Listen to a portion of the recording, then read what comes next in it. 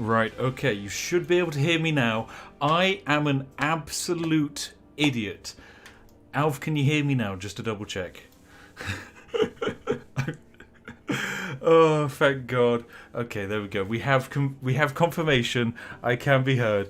Chat, I have a story to tell you, my goodness. Okay, it's been a while since I've streamed. Don't judge me. Okay, so welcome back to the Spiffing Brit. I actually did an incredible introduction. I sat down. I said some of the funniest jokes in the known universe, chat, okay? Funniest jokes in the universe. You didn't get to hear any of them, okay? But the live studio audience here fucking loved it. They loved it. They were having a great time. They were laughing their socks off. You couldn't hear any of it though, but trust me, it was some of my finest work yet. So, hello, what are we doing? We're playing Europa Universalis 4 in front of a live studio audience of my corgi, who isn't even here because she is so tired after her walk today. She doesn't want to be in the same room as me because I've tired her out so much. But what are we doing? We're playing EU4. It's a lovely, simple game. We're playing as England, this lovely red country. And simply what we're going to be doing is conquering the world, not because conquering the world is fun. No, conquering the world is very boring and frustrating. Instead, we're conquering the world to gain access to the tea supply, which is probably somewhere in this region and needs to be discovered. Now, how is the game going to work? Well, we're going to be having a fantastical time of just conquering and beating up France in a lot of the early game. And you'll notice I'm technically in a multiplayer lobby because I'm playing with Alferna here. Now, Alferna is one of the moderators of my Discord and very generously today has decided to become an unpaid intern. So that I don't have to rename all of the provinces, because how we like to play this game is we like to allow people to donate money and rename provinces so that when events fire or wars happen or heirs need to be renamed, they get renamed after the people in the community, which is great fun because it means I get to shout at all of you, and I love shouting at my audience, that's right. Ah, yes, unpaid internships are brilliant. Now, the last time we did this stream, it went great, honestly, it went fantastic. We had a whole bunch of people controlling bits of land. I do remember we had one certain donator controlling the Isle of Man, and the Isle of Man was absolute garbage, so he was banned and executed. That's right, he didn't survive. I sent the Queen and her hit squad to his house, and he is no longer ever returning to this community. Autumn Sicarius, however, was there last time and controlled vast swathes of lands, as he often does with all of my streams. Anyway, I think it's probably time I throw myself into the game, and I'll be having a chat explaining what's been going on in the world, because there's a real kerfuffle going on, as I'm sure you're aware. I hope you're all doing really well and you're safe wherever you are, because it's a turbulent time for everyone, I'm sure. I hope you're all doing safe, looking after yourselves, and you're lovely and comfortable, no matter what you're doing. Hi, Connor Brow. If I remember correctly, Connor Brow was my lusty heir, and my goodness, did Connor Brow, he got around. There were many babies, one legal baby and lots of illicit children. But you know, that's just part of life when you have such a attractive sex bomb that is Connor Brow as your heir. Oh goodness. So welcome, chat. I hope you're all doing good. I hope you're all having a lovely day. Are you all staying nice and safe? Are you all sitting comfortably? Do you all have a nice warm cup of tea? BG Dragon 1 is drinking beer, not tea, because tea is lame. Well, beer is lame, okay? And it's probably time I welcome our first few bits of territory into the map. Ross McCoy, thank you very much for your generous $50 donation. That is insanely generous. Thanks for helping me distract myself and laughter in the darkest times of this pandemic. As a paramedic, I need it. Drink some tea and drive on. Thank you very much, my friend. Alferna will be busy at work now, renaming one of these lovely provinces after you. And now, the reason we like to rename provinces is for one simple reason. Each and every troop in this game gets renamed after the location it's actually from. So physically, troops fighting in battle all have names, meaning if you perchance are the person who, well, you wouldn't be like, say, Chester's 1st Regiment. Instead, you might be Mr. Master Walt, for some random reason. Now, Master Walt controls, say, this infantry division. I mean, technically he doesn't, but in name he does. And if this infantry division does garbage or flees from battle, then Master Walt will be permanently banned from the comment section. because that's how I like to maintain my community. Only the strongest survive in the realm that is this comment section. Ah, right. Now let us throw ourselves into this game. Now, we start out in England in a very precarious situation. I'm not going to lie to you, ladies and gentlemen. England is in a bit of a funky state because in a few years' time we have to give up the lovely castle of Maine to France, and if we don't, France is going to attack us. If we do give up the city of Maine to France, then we've just forfeited land to the French, and that's something us Brits can't do. So how do we circumnavigate the surrender of Maine? Well, it's very easy. All we need to do is go into the... Well, actually, also I should show you this. We're currently King Henry VI of Lancaster. He is garbage. Absolute garbage. Look at this. He's infertile. He's secretive. And he's 22, okay? He's just the worst. Physically the worst. Now what we're going to do is find, of course, a replacement for him because he is the worst king of all time. He can't have babies because he's got a floppy sausage. And sure, he's great at hiding himself behind closed doors, but, I mean, it would be pretty nice if he actually had a useful talent, like, I don't know, the ability to kill the French. Usually, this is what we look for in our English kings. So what we're going to do to circumnavigate the surrender of Maine event, this is a humble little exploit that I love to pull off whenever I play the British. We go to the diplomacy section here, and we create... Where is it? Yes, we release Alencon here. Yes, Alencon will now become one of our vassals.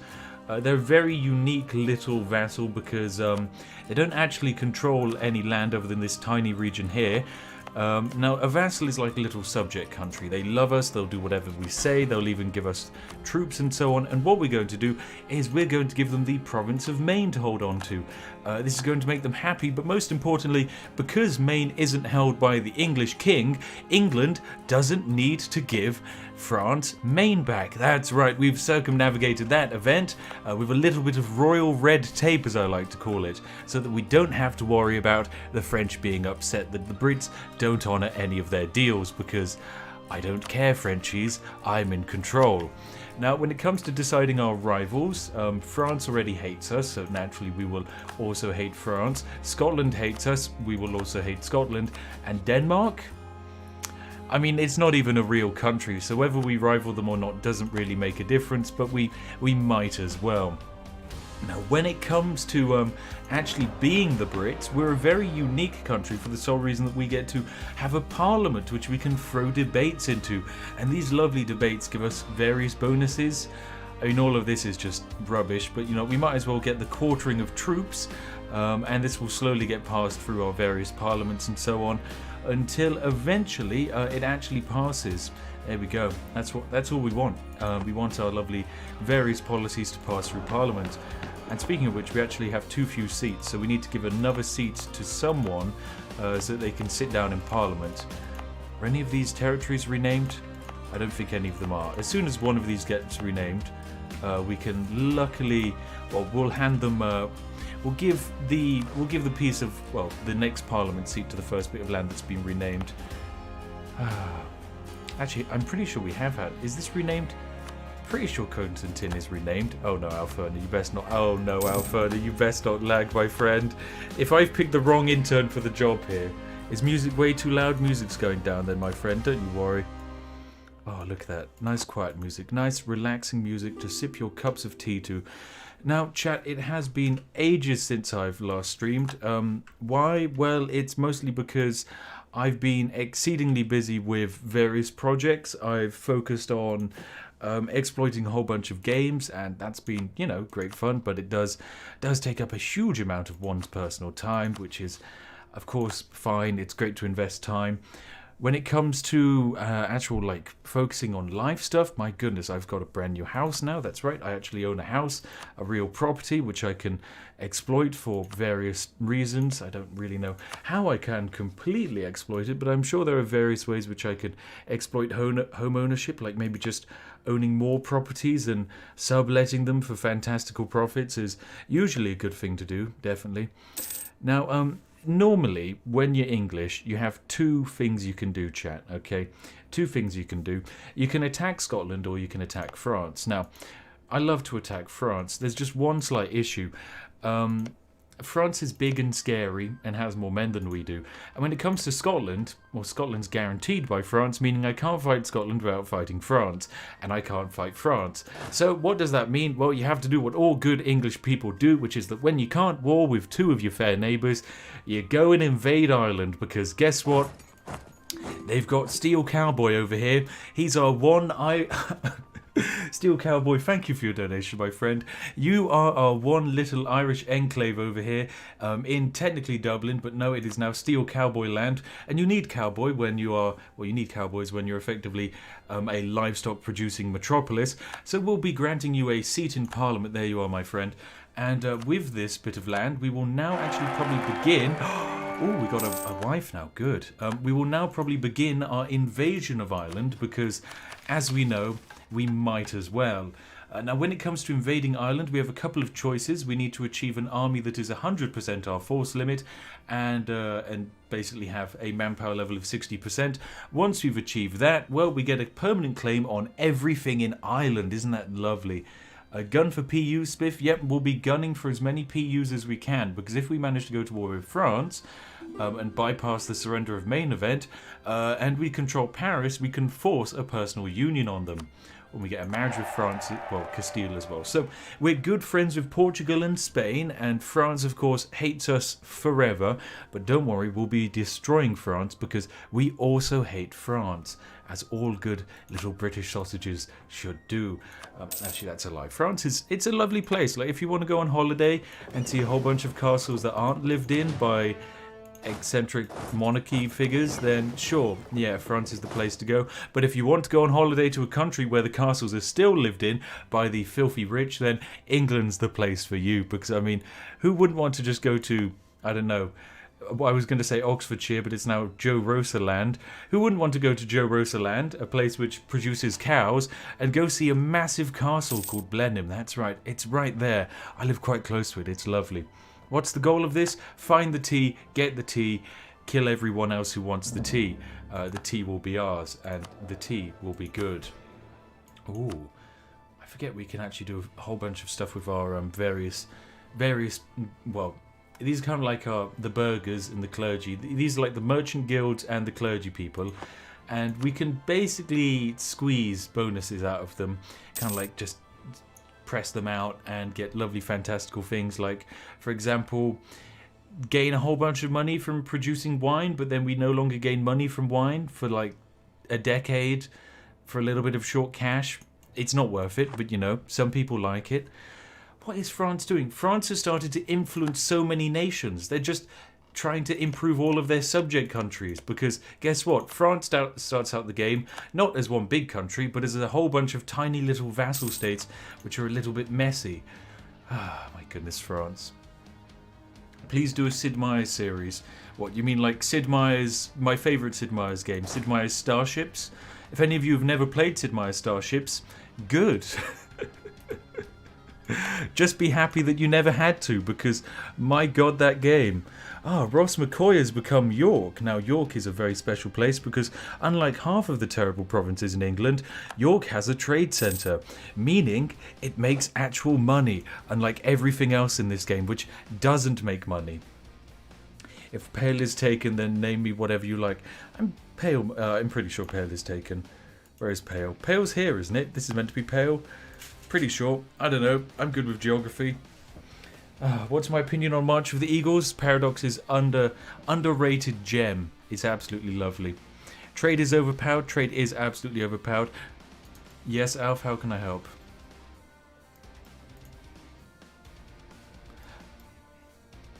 Oh, you're gaining all of the events. That is quite a problem. I haven't seen a single event yet.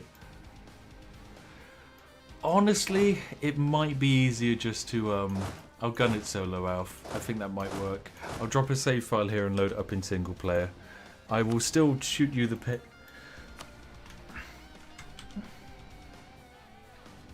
Me being the last to choose England. Okay. Right, very well. We'll restart the lobby then. Okay. Well, I mean, more technical difficulties, but this is better than when I started the stream up without a microphone. So, yeah, I'd say it's an improvement. A big improvement. Oh, God. Yeah, I accidentally sent all of the events of my country to my secretary there. And as great as that is, oh my God, look at that man. I don't know if you can see this loading screen chat, but this man has the most insane... Is it a codpiece? The most insane codpiece I've ever seen. I hope that you can't see this because this would immediately make it a PG-18 stream. Look at that! Just look at the shaftage on that. That is a statement, really, a true bulging statement right there. Oh God, that is terrifying. That is absolutely terrifying. Oh my God.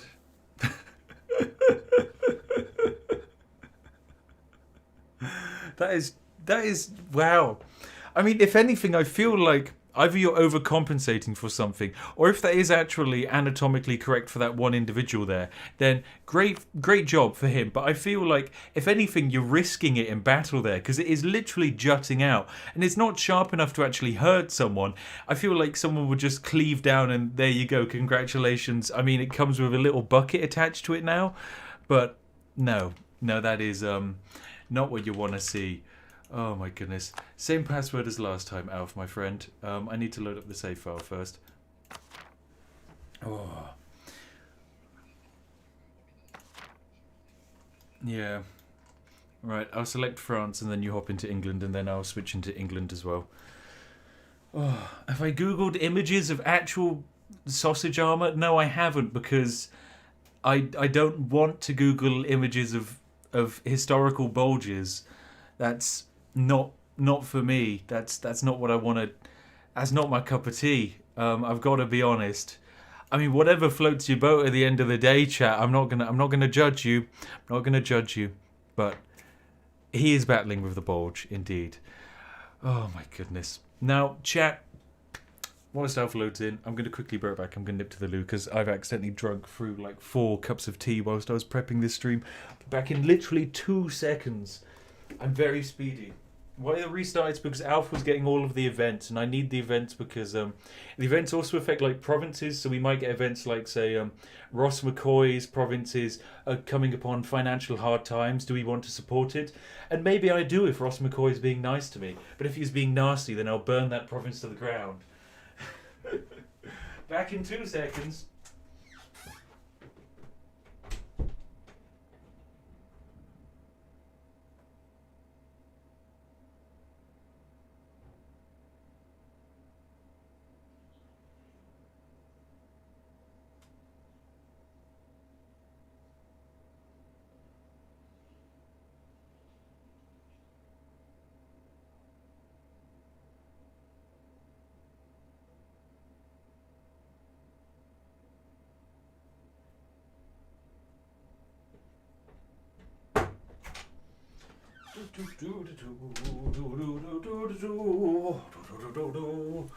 Oh, and I am back, my friends. How are you doing, my lovely peoples?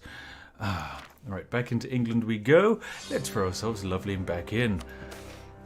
How long did it take me to remove my jutting codpiece as I went to the toilet? Honestly, I've got a jutting codpiece which has like a little flap at the front, so you like unbuckle it and it just...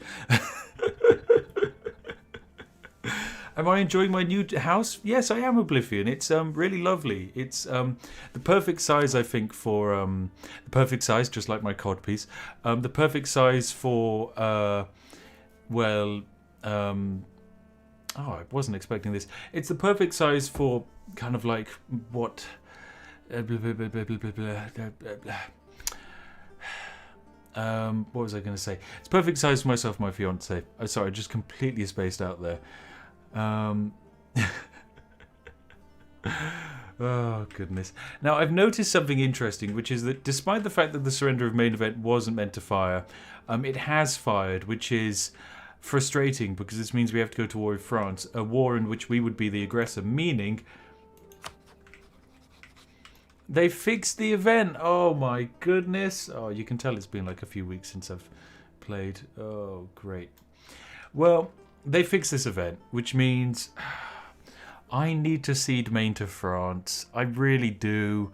I can't fight France at the moment. We're too early on. Oh, beans. I hate you, France. I will take it back. It will be ours, okay? It will be ours. Death to France. Death to France, indeed. Oh, my goodness. We will kill them, but now is not the time. Why can't we go to war, chat? The reasoning is simple, okay? Take a look at our country. We're led by King Henry VI of Lancaster, the babbling buffoon idiot potato that can't even have a child. Military skill, 0. If you gave this man a sword, he'd cut himself with it. He'd hold it by the sharp end. Diplomacy skill, 0. This man could have a meeting with Portugal, the longest ally England has ever had, and Portugal would break their alliance with us. This man has an administrative skill of 0. He could bankrupt a casino. How is that even possible? He could do it, probably. We have an heir, ladies and gentlemen, and he's not garbage. He's completely adequate. Oh my goodness, it's our sweet boy. I will name him after our lovely generous donator, EAWRB. Yes, Earb, my friend, EA-Werb. Thank you very much for your generous donation of 500 Norwegian krona. That is insane, my friend.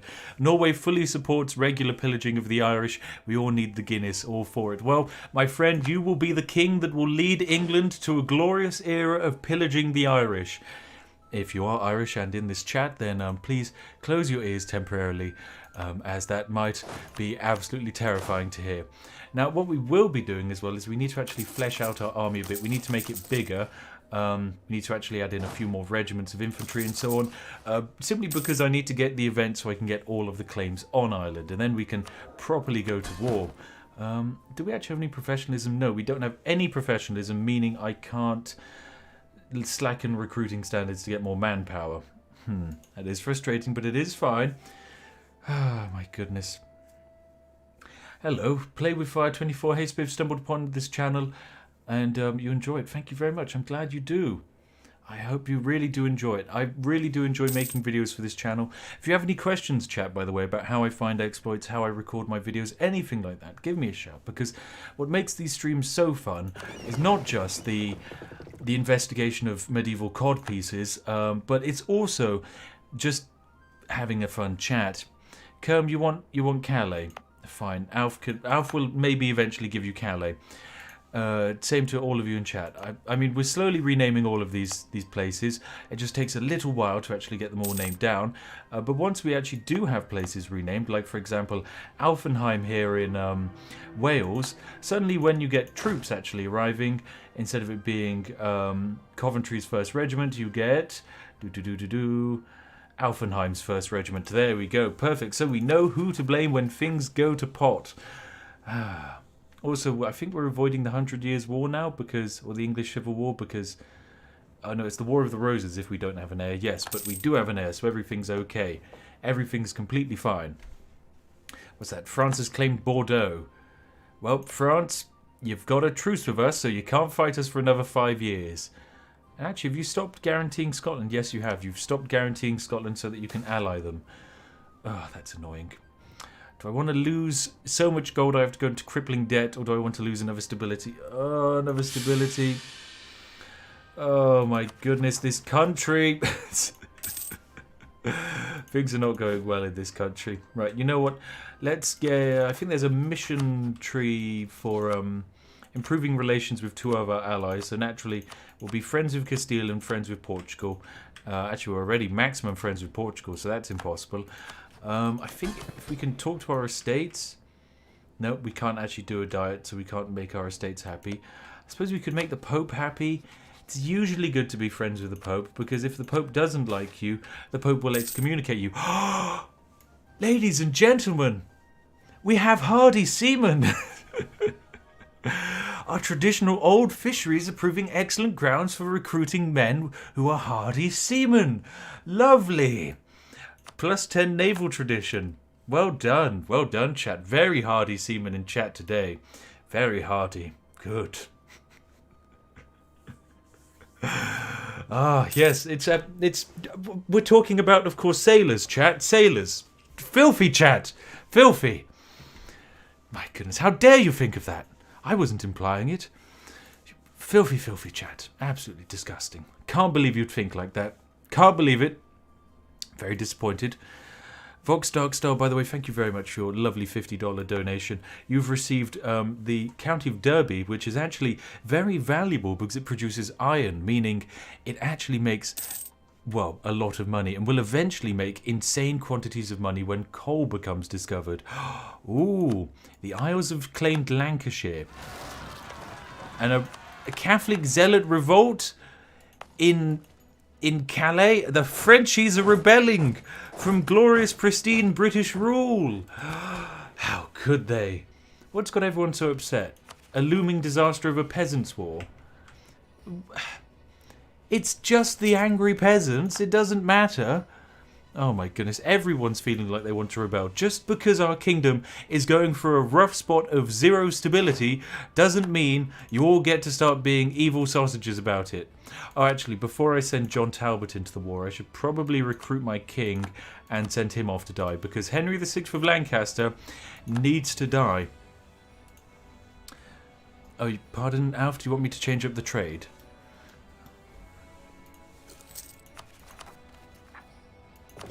I'm not setting up trade with the lightships, not yet. Not until I actually control more of the land. I don't think it's particularly worth it.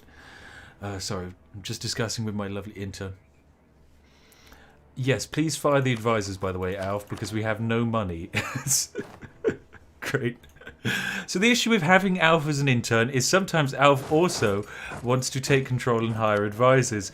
However, advisors cost money, like Jonathan Drake here, cost £1 a month. We don't make enough money to have an advisor. We barely make enough money to maintain our military. Oh, goodness. Oh, well. At least we're killing the Catholic zealots. Henry VI of Lancaster, as you can imagine, is garbage in combat. And so we lost about 1,000 men there. No, yes, 1,000 men exactly died in that fight. Negative stability and minus prestige. Yeah, things aren't looking good for England, because England doesn't start out the game in a funky in a comfortable situation, rather. It's in a bit of a sad sort. Sad, sorry state of affairs. France has Maine. It does have Maine. Things have gone wrong. I'm very upset about it. Voltage Lois, just supporting one of my favourite creators. Thank you very much, Voltage Lois. You know what? Mr. Voltage Lois, you can have... We don't need to be the Army of Scotland. We can be the Army of Lawyers, my friend, named after you. First fighting force shall be an army comprised entirely of legal red tape and bureaucracy, which is exactly the sort of people you want following you into a battle. Oh, Voltage Law has also received a territory as well. Well, you can also have the Navy. That's fine. It's fine. Don't worry, Voltage Lawyers. Good luck. You control Bordeaux. You drink wine. I trust people who are raging alcoholics to have an army named after them. It's okay. Can we boost stability yet? No, we can't, because the clergy are being wankers. So, God damn it. If you endlessly drill your army, there's a chance to kill a general. Perfect. Let's drill the army with the king in it, and hopefully a stray musket, well, we don't have muskets yet, hopefully a stray arrow will impale the king and murder him, so that he can be succeeded by his wife, who's much better at everything, absolutely everything. Anyway, let's try and pass this thing through. Oh my goodness, England is so bad at the start of the game, chat. An arrow to the knee, maybe? An arrow to the knee isn't enough to kill this man. This man is an idiot. He will survive an arrow to the knee. If there's one thing you know about people who take arrows to the knee, it's that they probably didn't deserve to take an arrow to the knee. People like Henry VI of Lancaster deserve to take an arrow not just to the knee, but the codpiece, the heart, you name it. He needs to die. Needs to die. Ninanor, thank you very much for your 200 knock, my friend. That's very generous. You know what, Alf might give you a territory because we have some to spare, but also I will throw into you this army over here, army of Ninanor. Thank you very much for your generous donation, my friend.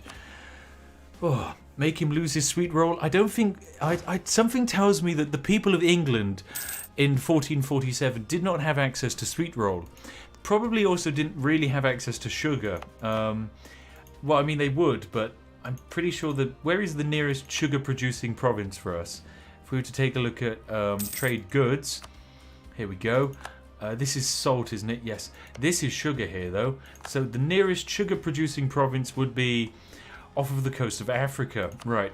And the nearest tea-producing province is actually even worse, because there's none in Europe. That's right. Apparently, you can't grow tea in Europe. No, you have to look elsewhere, into a place that doesn't even exist. We have to go to a place that doesn't exist in order to find the one true beverage. It's truly, truly devastating, I know. Anyway, let's fix this stability issue before it becomes a kerfuffle. Because the last thing I want is my entire population rising up against me to try and murder me. Oh, and Austria's doing funky things. That's great. You go, Austria, do your own thing.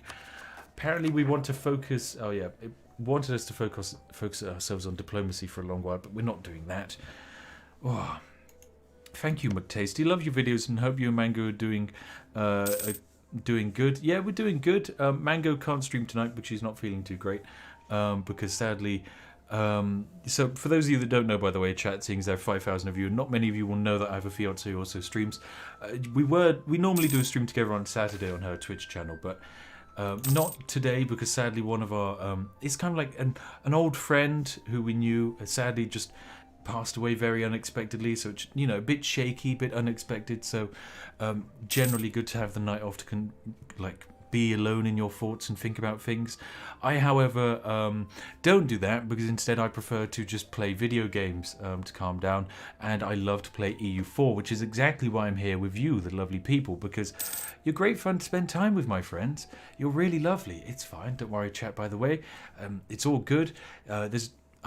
It's all been lovely. Condolences, thank you, chat, you lovely people.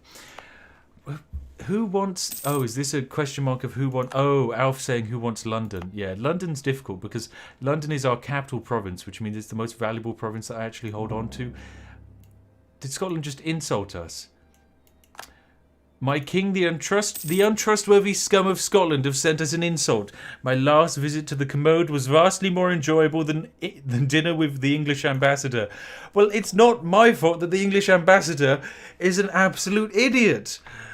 Oh, my goodness. Oh, right, what's this? Gain diplomatic power and gain inflation. A little inflation never hurt anyone. Why not? The Lollard heresy. Are we going to try and suppress the Lollards and keep the Pope happy? Or are we just going to schism away from the Pope? I think it's probably a good idea if we schism. Yeah, we're just going to schism away, ladies and gentlemen. Thank you, Static. Apparently I made 2020 better for the majority of us. Thank you. Yes, I hope all of you have had a good 2020. I mean, it has been absolutely horrible in the way that it feels like a year has just disappeared with nothing happening. But at the same time, it's not been all doom and gloom. There's been many positives. I've had a lot of fun meeting a whole bunch of you. Just being able to make new content, which has been very weird and different, has been really enjoyable for me. One thing that I've really enjoyed is, I mean, I've got a video coming up which is very different because it's all in Hitman 2 and it's all about murdering civilians, and I love it. What's this? Cardinal bribed to move. Burgundy managed to bribe a cardinal to move. Philip Stetchers is no longer seating a cardinal because they've moved. Kerm, that was your seat. Kerm, you control Calais, and the cardinal left us. You're my own moderator, Kerm. Right, that's it. That's it. Kerm, you've had autonomy for too long now. And so, consequently, I will be exploiting development and stealing 240 able-bodied men to fight in my military. You have done this, Kerm. If you hadn't let the Cardinal go, we'd be in good graces with the Pope. Okay, so we're burning your settlement down a little bit. You lose one development. That little crispy sound in the background is a couple of houses getting burnt down. It's lovely. I do love the sound of crispy houses. Ah, yes. God damn it, Kerm. It's Alf's fault for not naming it to Kermraid. Okay, fine. Rename it to Kermraid, please, Alf. God damn it, Kerm. God damn it. I can't believe you do that. Play Project Zomboid? Okay, Icy Blue, I have an idea. I want to do a Project Zomboid server with like 100 players, but just dial the difficulty up to maximum and just watch millions of people die as we try and recreate The Walking Dead. Because I think that would be good fun. I think that would always be a good laugh. I realise... Monopolise control of the channel. That's fine. We'll be able to manage that. Renovate Oxbridge, that's not happening. Build manufactories, probably not happening for a while as well. Wait, what's Burgundy done? They're at war with Provence. Okay, right. Has France gone to war with anyone? No. Is Brittany allied with anyone scary? Aragon. Aragon is a bit scary. Because normally I like to invade Brittany, but really I want to be invading Ireland, so I can't really waste my time on Brittany.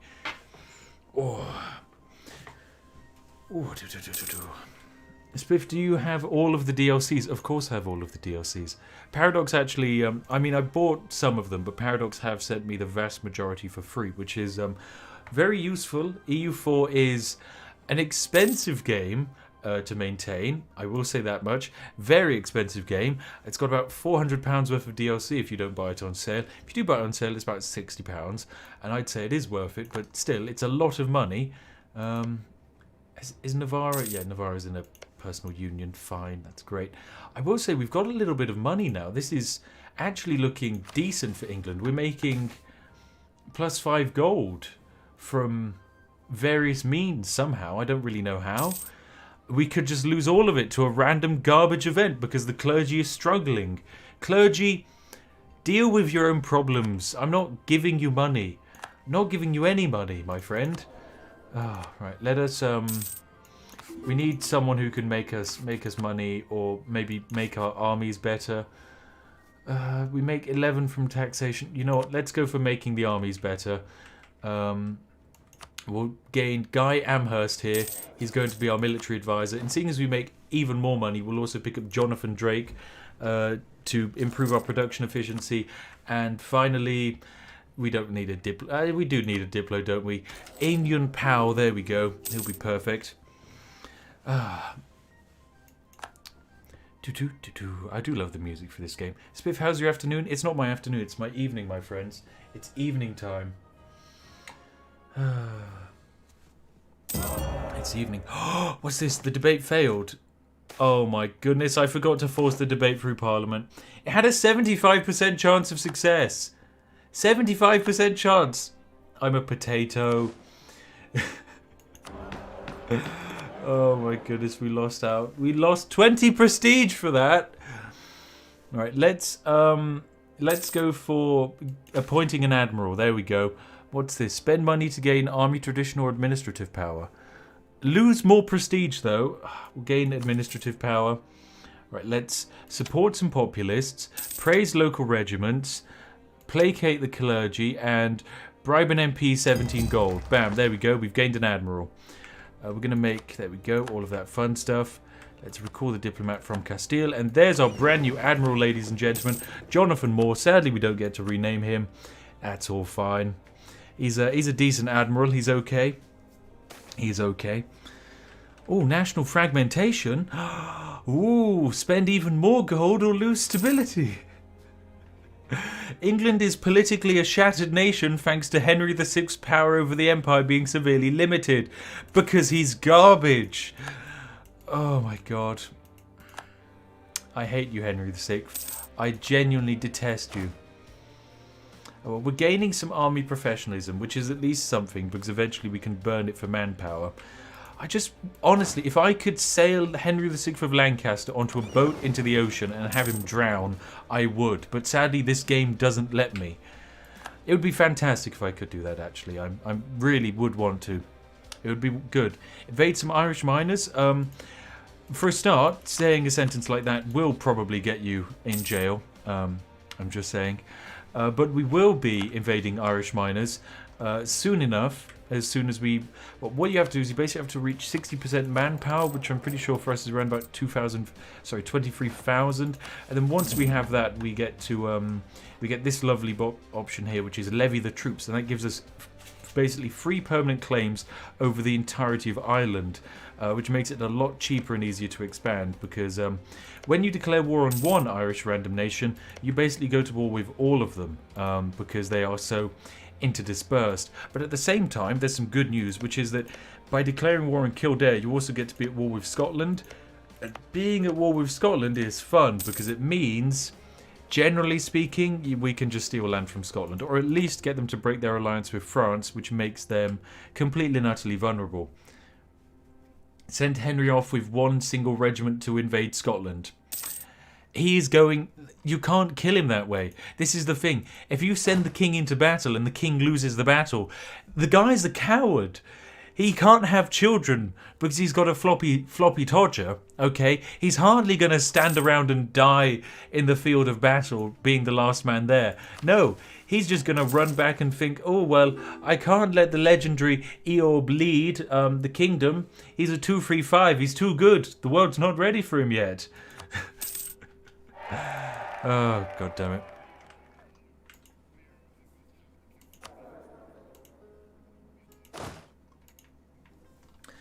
Yes, Alf, I take the recommendation of firing the cavalry, but if we fire the cavalry, we lose the manpower. Which isn't worth it. There we go. There we go, mission fulfilled. Now I can actually fire the cavalry. Well, bam. So now I have claims over literally most of the world, including parts of Scotland, even tasty parts of Scotland that make money. If you can believe it, Scotland has regions where you can make money. But Ireland is the main place you want to be, because we have little regions like Leinster here. Oh, Leinster, my friend, let me stop drilling this army and let me sail on over the Royal Navy. The Royal Navy needs a new name, though. Let me give it a new name. Chat, if you can come up with a good name, I'll give it to you instead of a donator. Now, when it comes to what I'm planning to do, I will be invading Leinster now. For the sole reason that why not? We might as well. They've got a whole bunch of land, and then eventually after we invade Leinster and take this bit of land, we'll probably also declare war on Kildare. Then in that war we'll be able to beat up Scotland without having to fight France, which is perfect for us. And that will allow us to be in a perfect situation, because we can then just, well, burn Scotland down, because it won't have its big daddy France to protect it. And Scotland is weak without France. What have we got? Big booty ships. Barry the floaty boys. Boaty McBoatface. Cod armor. It is cod armor. It's the cod armor. Oh my goodness. Cod armor. I'm pretty sure that's how you spell armor. I'm probably wrong. It's been a while since I've spelt it. Cod armor is perfect. We're protecting the cod, okay? For those of you that don't know, by the way, there was a very famous war that England was involved in. It was the Cod Wars, not to be confused with Cod Wars, which probably is a game created by Activision.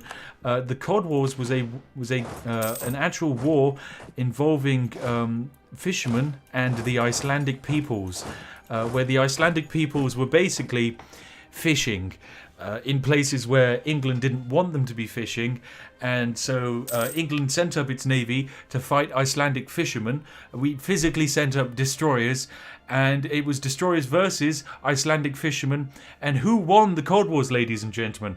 A whole bunch of military-grade destroyers, which were once part of the Royal Navy, the strongest navy in the entire world, or a couple of floaty fishy boys. It was the Icelandic fishy boys, yeah. Feels great. Feels great. We're still relevant, right, guys? Really? Come on. Oh, incompetent administrator. Well done. Henry VI is so garbage the corruption has spread far and wide in our kingdom. God damn it. Luckily, we're playing on easy difficulty because I want to speed through this game nice and quickly so we actually take a T province. But because of our incompetent king, yeah, we do get slowed down. I'm actually going to improve stability because hopefully this will stop us getting so many negative events. Sounds like the Emu War. No, the Emu War was... Okay. I'd say the Emu War was actually worse in regards to the fact that it was... You weren't even, like, fighting something on the sea. Like, fighting it in water, really difficult. Especially when you're not allowed to actually shoot people. What's this? There seems to be misunderstanding regarding the heritage of the great-grandma of Henry VI. It Seems she was the daughter of a lowly farmer outside of London. Ooh, right, let's acknowledge the fact. I mean, our prestige is so garbage, we might as well. USA won the Cold War? I don't remember USA winning anything. Physically impossible. They didn't win anything. No. USA, famously a nation which never lost a war. They simply just stopped talking about the wars that they didn't win. Not the same as losing, apparently. Oh, now Offaly has been finished off, which allows us to sue them for peace. And what we'll do is we'll just basically annex them completely. We'll just take their land, separate piece it all out. Ross McCoy, Jesus Christ. Wow. Good God. That is an insane amount of money, my friend. Condolences to myself and my fiance for my loss. It's been far too much of that this year, but your videos and streams might have been a bright spot for many during these dark times. Thank you very much for doing what you do. Ross McCoy, honestly, from the bottom of my heart, thank you very much. You've been exceedingly generous, my friend. Yeah, I mean, when I started this whole YouTube thing, I can't say I particularly expected anything like this, being able to help people this much, let alone actually make any money from YouTube, which is a really terrifying thing to have. I mean, to think that I actually can live off of the money I make off of YouTube is insane, because I remember the first time I actually received ever a live stream donation, chat. This is a really fun story because I think it was £10 or something, and that is an insane amount of money. And when someone gave me that £10, immediately the first thing I thought was, what food can I buy with this? Because I don't come from a necessarily really difficultly strapped for cash background, but it's certainly, I've never been like in a situation where I could necessarily live comfortably, and it was just insane because it was like, I can actually treat myself with this money. I can get a tasty meal, and it was revolutionary. And it really, it's just terrifying to think that people would want to give me, of all the people out there in the world, money. So thank you very much, Ross McCoy. You're a very generous sausage. So yeah, it's a very strange thing to be given money or even to be liked on the internet, and I'm not used to it. But thank you very much. Anyway, what we'll do, peace out, take both of these little settlements, take all their gold. There we go. England's expanded by 2 lovely territories there. Fantastic stuff. So thank you very much, Ross McCoy. Oh, and also, by the way, chat, I know you often ask me about exploits. Well, if you want to learn one exploit, this is your pro exploit for YouTube. And this is the biggest exploit on YouTube at the moment in terms of if you want to kind of break the algorithm to grow a channel a lot faster than you should. Simply, all you have to do is basically just go live and have people like your live stream, because for some reason YouTube decided that people liking a live stream should count for an insane quantity of traction in the algorithm. What this basically means on paper is that each like on a stream, let's say, will get that stream then shown to like 40 other people. Whereas normally if you're making a YouTube video and someone likes the YouTube video, that's great. It gets shown to a few more people, but nowhere near as many.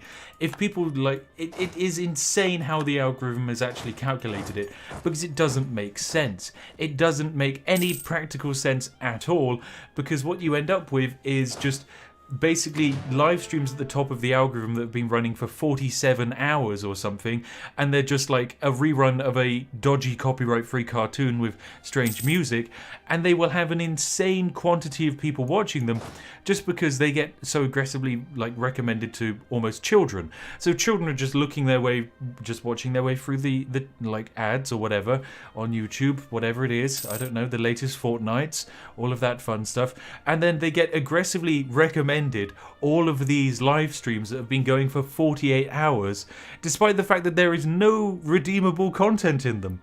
I just love the fact that the algorithm is that broken. It's so funny, because YouTube is normally so good at making sure that the algorithm can't be exploited. But there you go. There's your fun thing.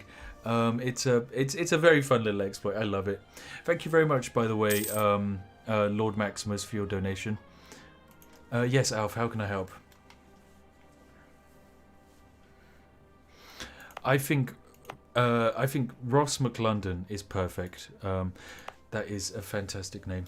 So Ross McCoy, thank you very much for your donation again. I mean, you already control York, but now you control London, my friend. Thank you very much for your generosity. It isn't necessary, but it is very, very, very great. Well, I'm very, very grateful. Do I have a big panini? Big panini. I mean, I like paninis. I'm not going to lie. Paninis are really tasty. Like a good ham and cheese panini is insane. For those of you that don't know what a panini is, it's just like a bit of ciabatta bread, usually with maybe a bit of a tomato relish, and then it's often mozzarella. And I think it's very good to be proud to say that you like panini. So chat, say in time with me, I love panini. Panini is the best. Panini is the best. Yes. Right, we're going to lose more prestige. That's fine. We've won both of our sieges. That's absolutely excellent.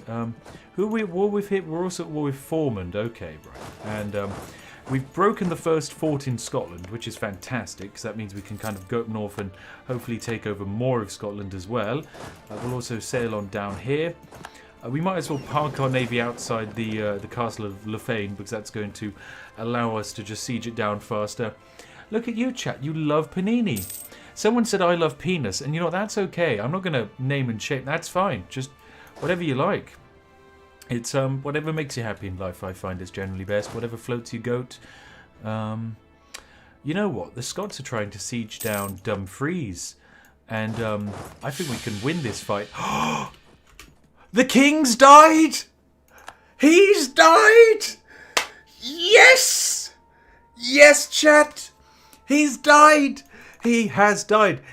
We lose a stability, but I don't care, because guess what? Queen Maria de Vise is in control. She's an entrepreneur. She makes money. She makes money, ladies and gentlemen. She's 4 admin, 3 diplo, 2 military. She is a queen. A queen. The king is dead. I hate him. Can we get a poggers in chat, please? Oh, it's great to know that the queen is dead. Well, not the queen. The king is dead.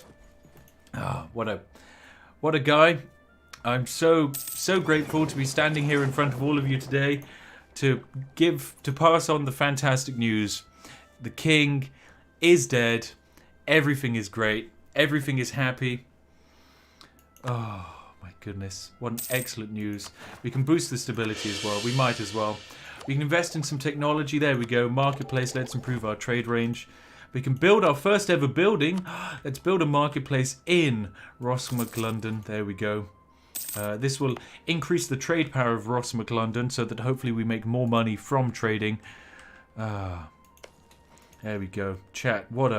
This is a glorious day. Truly a glorious day. F in chat for the king. No F's in chat. F would be to pay respect for the king. We do not respect King Henry VI. King Henry VI, zero respect. That man, I'm glad he's gone. He's gone, ladies and gentlemen. I'll say it now. I'll be the first person to say it. That man was terrible. He didn't even have a large codpiece. Tiny codpiece, I hear. Tiny. You know what they say about a man with a small codpiece? Really low diplomatic skill. Really low diplomatic skill. Yeah. Also, for some reason, infertile. Oh, my goodness. F for the Queen. I mean, the Queen's not dead. The Queen's alive. The Queen's going to hopefully live... Well, the Queen won't be around forever. I mean, she's 33. She's not going to die. But the reason the Queen basically controls the country until our son, Eorb of Lancaster, comes to the ripe old age of 16. Because as we all know, 16-year-olds should be in control of massive countries. Because in historically England's past, when a 16-year-old comes to power and all the previous kings have lost wars to France, it makes sense for that same 16-year-old to then go to war with France and lose it, because that's what all good English kings do. Thank you, Aidan B, for your donation. Hashtag goals indeed. So good news. It's such great news that the king is dead. Isn't that just fantastic? Absolutely fantastic news. Oh, what a lovely moment. There we go. We've also won the other siege in Scotland. This is absolutely fantastic.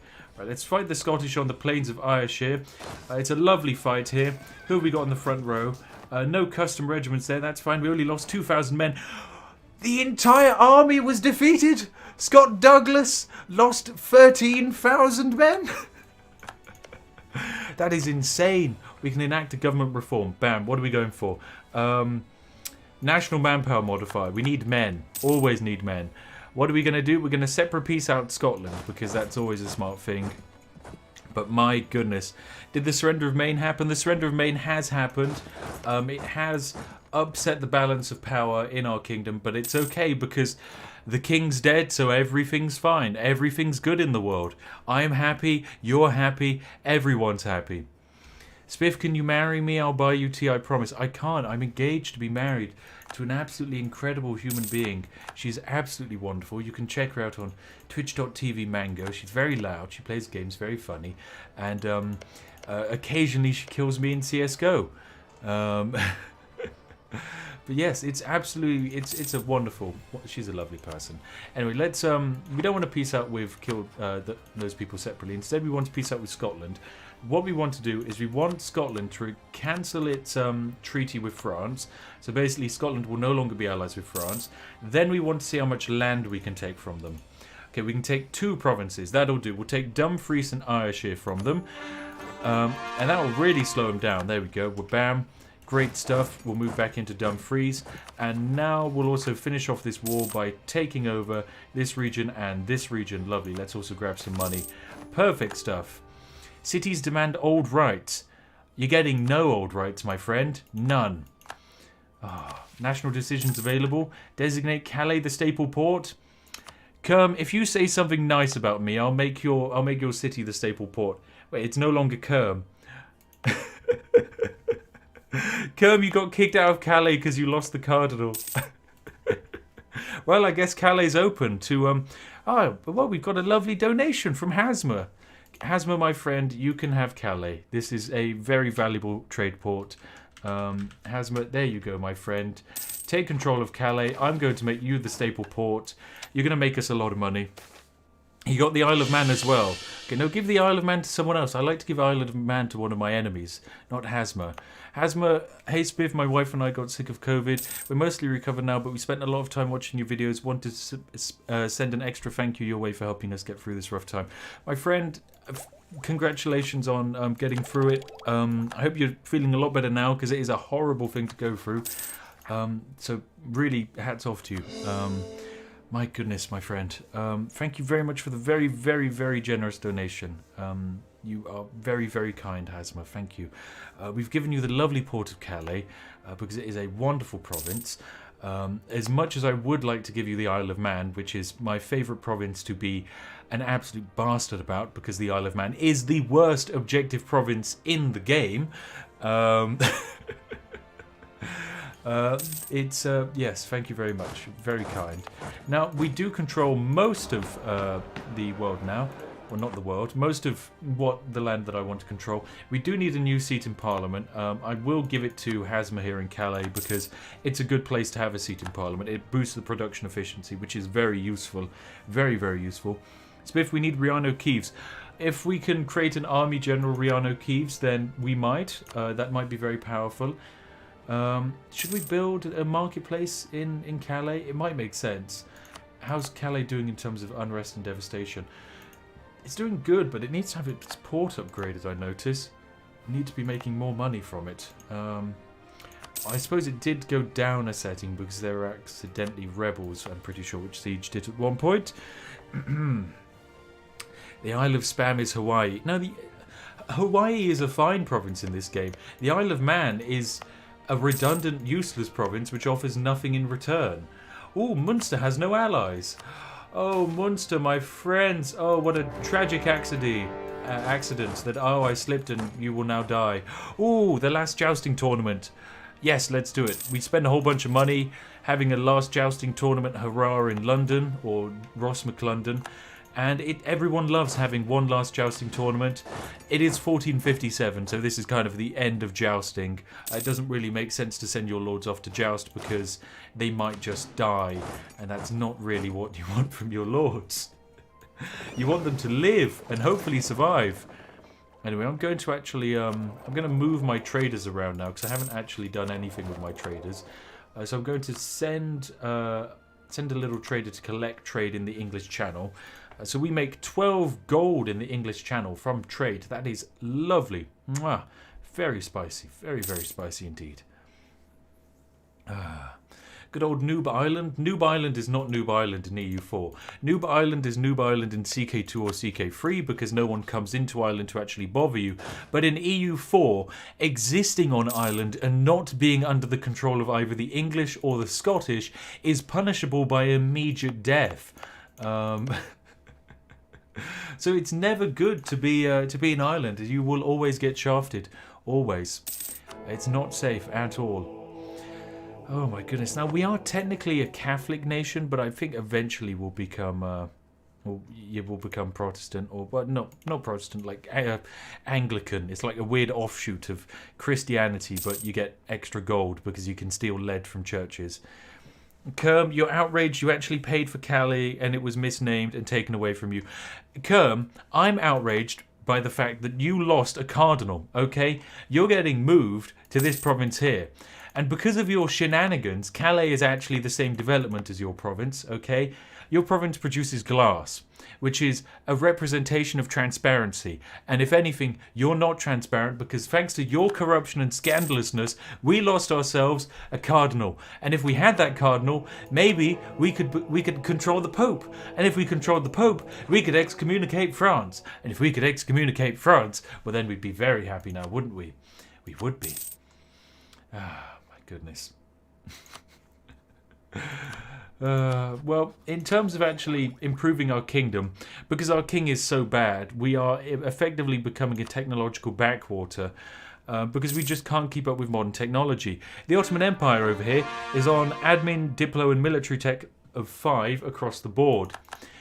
We're not even at Miltech 5 for anything. We've managed military tech 4 and diplo tech 4. That's it. Our administrative tech is going to be very far behind everything else. You know what, let's also... Can we create a state? Yes, we can create a state in Scotland. That's great, we'll do that. Bam. Let's make a state. And can we core it? No, that would cost us way too much admin power that we don't have. Build a great palace. Gain prestige and legitimacy. Lose money. Oh, but I love money. Fine, we're building a great palace. Fine. There should be an achievement called My Wonderful Man where you would have to develop the Isle of Man to 100 development. There is an Isle of Man achievement. I can't remember what it is. Let me check. EU4 Isle of Man achievement. Bam. It is...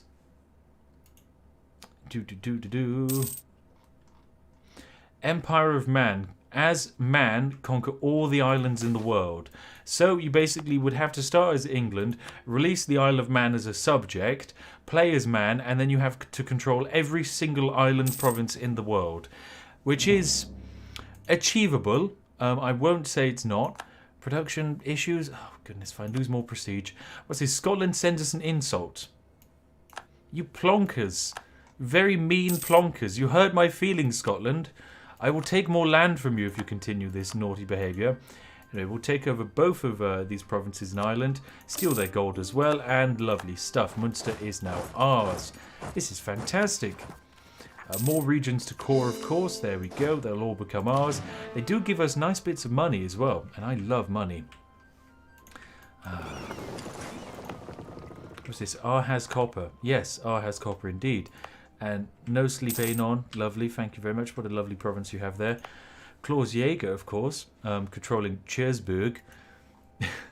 I nailed the pronunciation. Very good when it comes to French pronunciation, because I'm British, which means I always try my best and I never get it wrong. Clandirky is allied with Scotland and Ormond. Tyronical is allied with Scotland, and Ormond is allied with Clendacary. Here. Okay, so I suppose we could attack Ormond and Connachtese.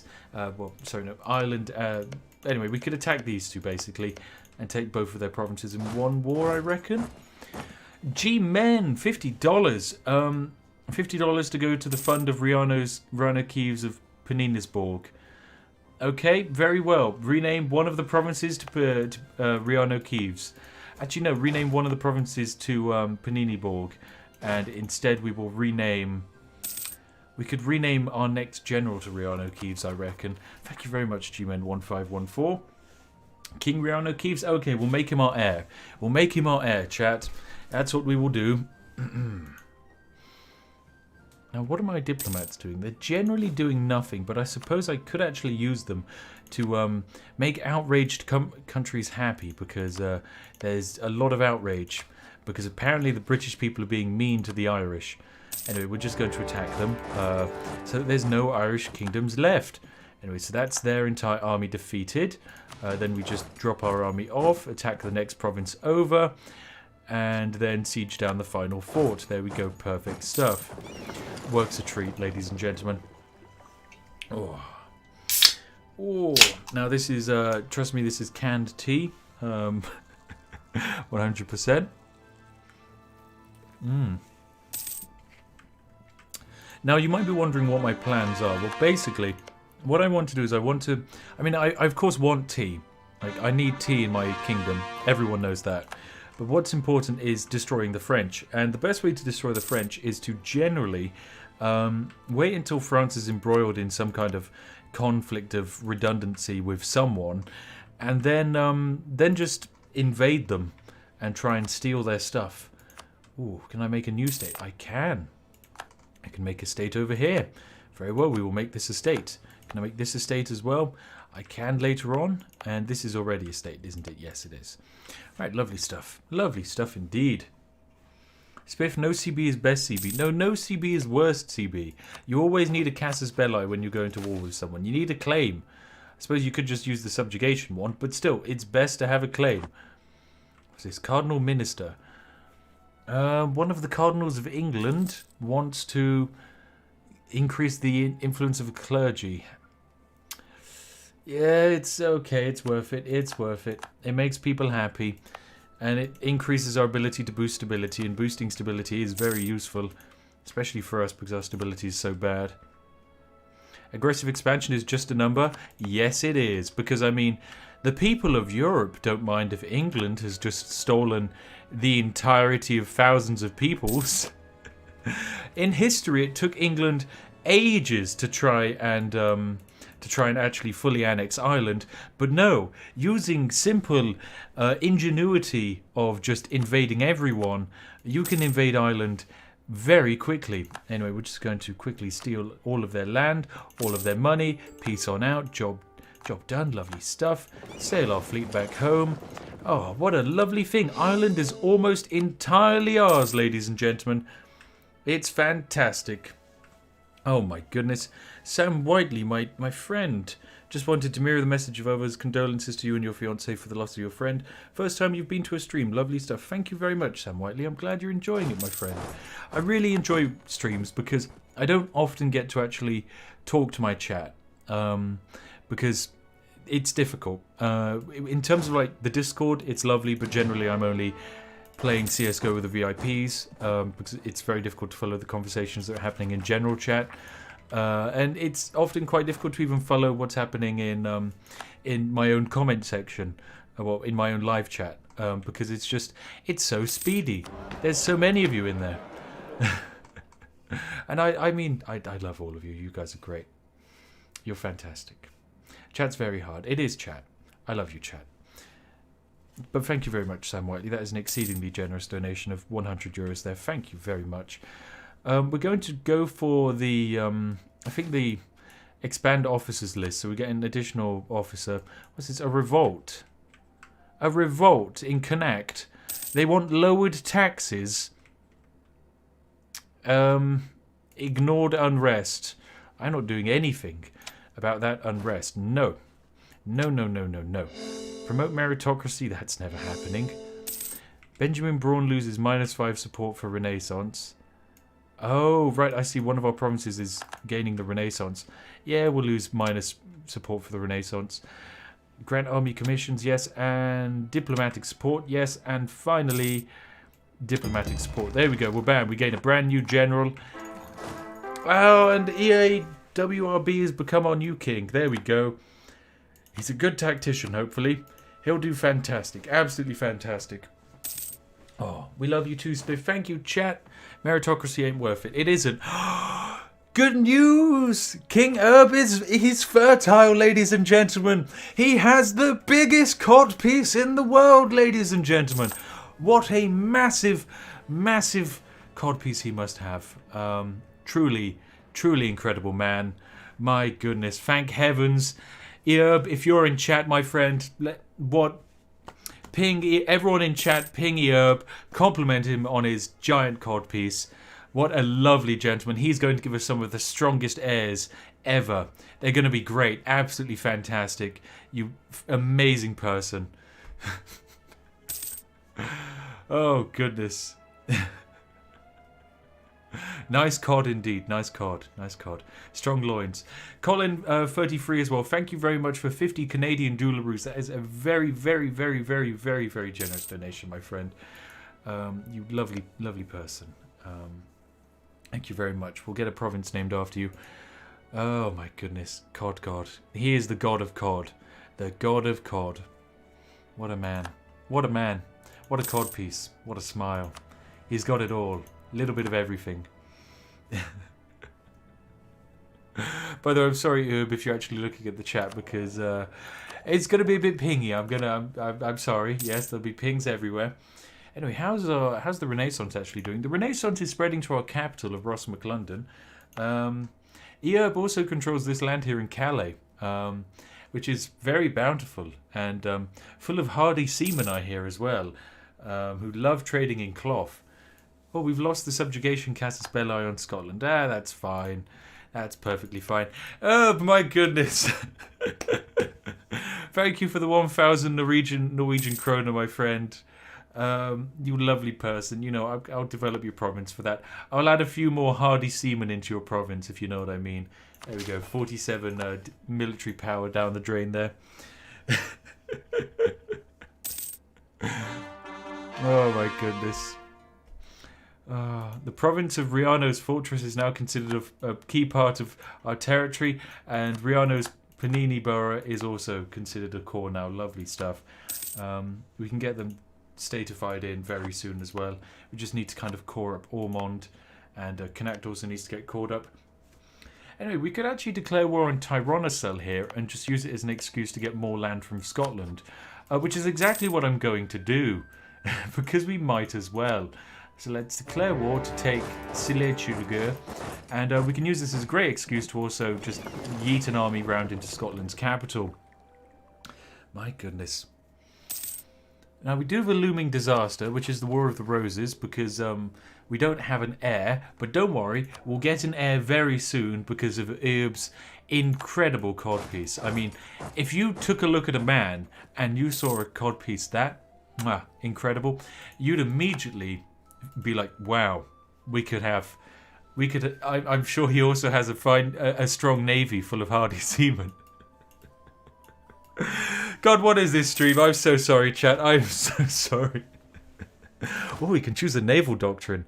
Do you want the wooden wall? Ooh, ship boarding, merchant navy, free oarsmen. Oh, free oars. Or fleet in being. I think we'll go for the merchant navy. Spend 270 gold to just boost up the ship trade power of our fleet. And then we can use this as a great excuse to actually separate the trade ships from our fleet. I'll drop them into the port quickly. And we can have our trade ships basically helping helping our actual, basically, navy make money. Well, no, just our kingdom in general, really. We'll send them up to the... what trade node do we want? To the North Sea trade node. Actually, the English Channel will apparently boost our revenue, so why not? There we go. Thank you, Lutz, for your generous €5 donation. Yep, full of healthy and hearty seamen on strong wooden boats. Yes, strong hardwood boats. What's this? Do we lose stability and gain technology decrease, or do we gain missionary strength? Well, we're not converting anything, so we're going to increase innovativeness. But it is going to lose its stability. Fine, that's okay. We can lose its stability. As long as we can get tech lower. Does Spiff know that Notch watches him? I know that Notch watches me. It's very strange being a content creator, right, chat, and then having other content creators watch your content. Oh, Essex is the seat of a new cardinal. We really need to get a name for Essex. But yes, it's great fun because, you know, like, it's strange because they're often people that I've also watched, and it feels weird knowing that they also watch my weird stuff. Very, very strange. Oh, Spiffing Brit live? Question mark. Yes, I'm live. Oh, to everlasting friendship. We have an heir, ladies and gentlemen. Oh, who wants to be our lovely heir? I mean, of course, we need only the most perfect of heirs. I think it only makes sense that we can't have Rihanna Keeves because Rihanna Keeves has been given 2 territories, okay? So he can't be the heir. He's not being the heir, chat, okay? We're giving him instead 2. I think we have to go to Colin 33, my friend. Colin 33. You absolutely... Actually, no. Sam Whiteley, it's your first time on stream. Sam Whiteley, congratulations. You are a pretty decent king. Well, 424. We've got a wife, by the way. Look at that. As soon as Eob got a wife, immediately a child appeared out of thin air. That is how fertile this man is. He's incredible. Absolutely incredible. Oh, the sack of Edinburgh. That's pretty bad, actually. We're going to have to say we must punish the perpetrators. It's going to upset a lot of people, but it's okay. There's nothing we could have done for the people of Edinburgh. They have simply been very aggressively sacked. I'm sorry, Scotland. I'm so sorry. Is he printing heirs? He literally is. This is just the first child of many. We have no way of calculating just how many children this man will have. But yes. Oh my goodness. What an incredible man. What an incredible man to give us a child so soon. Alright, I'm pretty sure we can... we're going to want to separate peace out with Scotland again. But in terms of, a new seat in Parliament, the people of English free real estate are now also our seat in Parliament. Good stuff.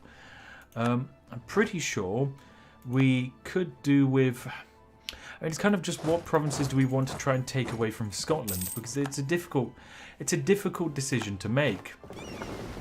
I also need to make it so that my trade ships don't try and engage other fleets in combat and instead go into port when we're at war. I don't want my naval fleet sailing into like an enemy fortress and dying.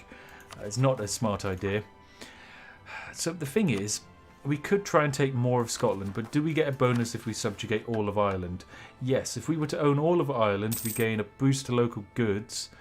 If we control all of Scotland, we gain cost of advisors with rulers' culture and promote culture cost, as well as a claim on Iceland. That's always good. I think we should probably go for just stealing land from Scotland as well as tyrannically. How much can we take? We can take a lot. Is that going to form a coalition? Just a small one from a country that's not going to exist in Scotland, which doesn't actually count. So that's perfect. Anyway, we need to siege down Scotland even more, just to really bully the AI into letting us have whatever we like. Oh, and the Scottish army is going to sit on the Isles, which is great news for us because it means we can actually just trap them there. All we have to do is just siege down this province here, and then Scotland will not be able to get its army back on land. Oh my goodness. Oh, what a fantastically balanced thing. How much for Norfolk? You can have Norfolk, my friend.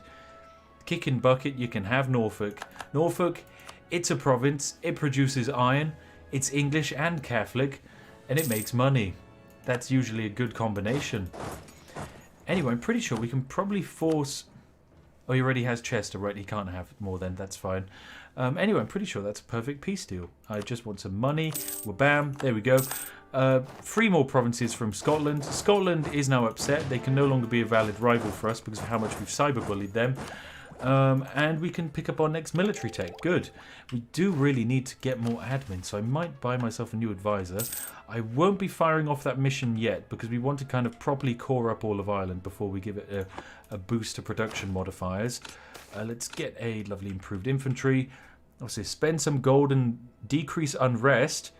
So that for Eob, yes, I mean, Eob is an incredible man. So it makes sense for him to lower the unrest of our country because of his fantastical codpiece. I mean, why would you want to rebel from a man who evidently is so gifted in all manners of everything that you'd want to rebel? I can't see why anyone would want to. Anyway, we make a lot of money, so I think we'll buy this man here, Douglas Strathbogie, an incredible name for an advisor, because he's going to give us more admin points, and more admin points will hopefully mean we can actually tech up faster, because we need technology quickly. Poor uniforms. God damn it. That's the last thing we wanted. We want fancy, jazzy uniforms with hardy seamen splattered all over. No, I'm joking. We don't want that. We want cod pieces. We need solid cod pieces, not floppy, flappy cod pieces. Those poor uniforms. Maybe they don't even have cod pieces. You can't even call it a uniform if it doesn't have a cod piece. What's the point of it? So if you're going to go to 1821, it might be difficult for me to last until 1821. But we shall see. We shall see. It's mostly about trying to just spread the British Empire so that I can find a province that has tea. And if I remember correctly, the nearest province that will have tea is over here. Ooh. The richest man in England, Daniel Drake, has died without an heir, meaning we can steal his money, which we will. That's perfect. Oh. How many tea bags for Norfolk? Well, many tea bags for Norfolk. It's worth 1 million tea bags. No, I'm joking. That's way too much. But yes, we now need to decide a new rival because we've panel beat Scotland so hard that they can't be our rival anymore. So instead we're going to have to rival Burgundy, because Burgundy will probably be invaded by everyone, meaning we should eclipse them. And that's what you generally want to do. Also, we're going to send an insult to France. Let's go to influence actions. And here it is. Send an insult, a scornful insult. Bam. It's going to degrade relations, and it's going to make their enemies like us. So confirm. Yes. No map can be a work of art as long as your nation is on it. Bam. We got him, ladies and gentlemen. We got him. What's this? Attempt to improve the conditions. Urbanization across the land. Chat. Do we spend 100 gold to improve Hasma, Benjamin Braun, Tree, Shackle, Tucker, Lincolnshire, Hastings and Erb? Or do we just let them all fall into chaotic ruin? I think we should probably help them, chat. Spend 100 gold. We'll help them. We're nice. We'll be nice. We're a benevolent ruler. Sometimes. Very rarely, actually. But sometimes. We lost 100 gold, but in turn we gained like 6 development, which I think is probably worth it, because we're the 4th great power. Look at that. 400... Is it 424 development? Yes, 424 development. We're worth... That's brilliant. Absolutely brilliant. What a lovely quantity of development. Yes. Can we do more stuff with trade? Yes, we can. We can give Voltage Lawyer an additional trade post, and that will hopefully increase the amount of money we make from trade, because it will increase our presence in the English Channel, and if we increase our presence in the English Channel, then we make more money. Yes. Is the Isle of Man still not named? No, it's not, because no one has upset me, chat. No one has upset me. 424 ruler, 424 development. Coincidence? I think not, chat. 'Tis a sign by the gods, maybe. Who knows? I don't know. Look at these lovely little provinces we have, though. These are beautiful. Is there a debate in Parliament? Yes, there is, but we sorted that debate out. Scotland, when does our truce end? 1478. France, are you at war? You're not at war. That's disappointing. If I were to go to war with you, Spain would join, but we might not necessarily win the war, because we'd be at war with a lot of people. We'd be at war with 56,000 worth of men. Well, actually a bit more than that, actually. We'd have 100,000 men on our side, sure, but is that enough to win? I think maybe we need an alliance with someone like Austria, because Austria also hates France. And that's usually great, because that means Austria might be willing to join us in our war to attack France. Or at least they would if they didn't have a crippling quantity of debt and also not owe us any favours. But with time they will, with time. Are you going to make a compilation of all the dirty jokes I've said on this stream so that someone can animate it? No, but if one of you wants to, go for it. I'm not going to stop you. You can just take the URL of the stream because I'll enlist it afterwards, and you can just download it, do whatever you like to it. Go for it. Knock yourself out. Good to see you, Spiff. You're hilarious. Love your videos. Thank you very much, Michael Ryan, you generous sausage. I think my videos are hilarious too. I enjoy them. 874 in debt. Actually, you know what? There is a fun way you can see just who has the most debt. You can see take on foreign debt, and that would be Beirut here, is the only nation we can actually pay the debt off of. How much debt is it? 12 gold. The reason we can't pay any more is because, like, Austria's in 186 debt, right? But we don't have 186 gold. We don't make much money. I was playing as, I have like a campaign I'm doing as the Ottomans. Speaking of which, what the hell has happened here? Where it's about 1,500 and I'm making on average about 200 gold per month. Yet here in England, we make 4 gold per month. You don't make much money in England. You make a stupid amount of money from trade, but in terms of like tax revenue and production, less so until you get into the late game. Net 414, could someone welcome me? There you go, there's your welcome.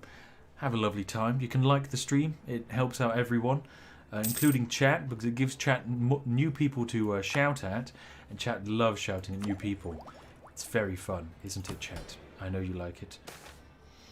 What is this? Excellent minister. Ooh, do we gain 40 administrative power? Yes, we do.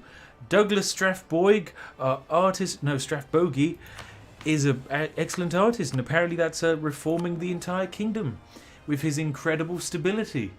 That's absolutely brilliant, because with him we'll be able to get centralized bureaucracy or decentralized bureaucracy. Of course we'll go for centralized bureaucracy because we're not mad. Okay, Scotland, you've wiped out, you've completely wiped out the Isles. You have no allies, and you have a truce with me until 1478. So, logically, we just need to wait a bit until we invade you. Brittany, who are you allied with?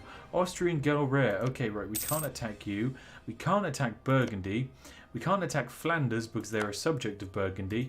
We can't attack Holland because they're a subject of Burgundy. We can't really attack Utrecht either because they're a little tiny vassal. So kind of all we have to do is wait until Scotland doesn't have a truce with us, or until someone attacks France. Someone's attacking France. Oh, it's brilliant. Oh, it's absolutely fantastic. France is at war, right? This is it. We're getting the men down there. Ladies and gentlemen, this is our time to shine. Get the men ready. We're taking Paris, baby. It's going to be good.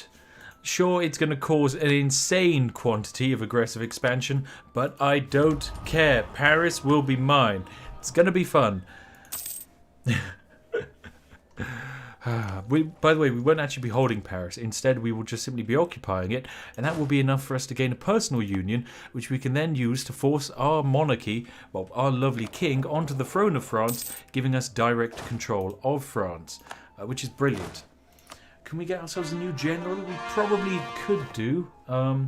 We are a bit ahead of... I'm pretty sure we're ahead of tech, are we? No, we're not. Okay, right. Do we need a new debate in Parliament? No, we need a new seat in Parliament. Right. I'm sure Alf can decide who should get the new seat in Parliament. Do we need more men for this fight? Not really. We should be fine. Right. I think it is time to do the war. Let's go. Bam. New seat in Parliament. There you go. Sam Whiteley, you're on new seat in Parliament. Let's go to war. We're calling in Spain. Where are we going? We're going to... take Maine. That's going to be the idea. We'll do a reconquest Casus Belli, so that way we get less aggressive expansion. And I'm all about getting slightly lower aggressive expansion. Ooh, can we make some more states? We can. The state of Ulster shall be ours. Lovely. Bam. And you're also a state, you're also a state, you're also... There we go. We've stated up pretty much all of Ireland. Well, a couple of mercenary companies are available. Not that we're going to use them. We don't need mercenary companies. Are we sieging down this fort? Oh my god, we took Maine in one go because France got rid of the fort. Oh, you Frenchies, you silly sausages. What's this? Ninanor, can we have a short break to go make some tea? And Spiff, you're amazing. Have some more crowns from Norway. Thank you very much. I mean, yes, by all means, go at any point you can go and make yourself a cup of tea. I certainly won't hold you back. If anything, I'll encourage you to make a new cup of tea. I think everyone should go take this moment to go refill their cups of teas everywhere across the world. If someone near to you hasn't refilled their cup of tea, find them and murder them. Our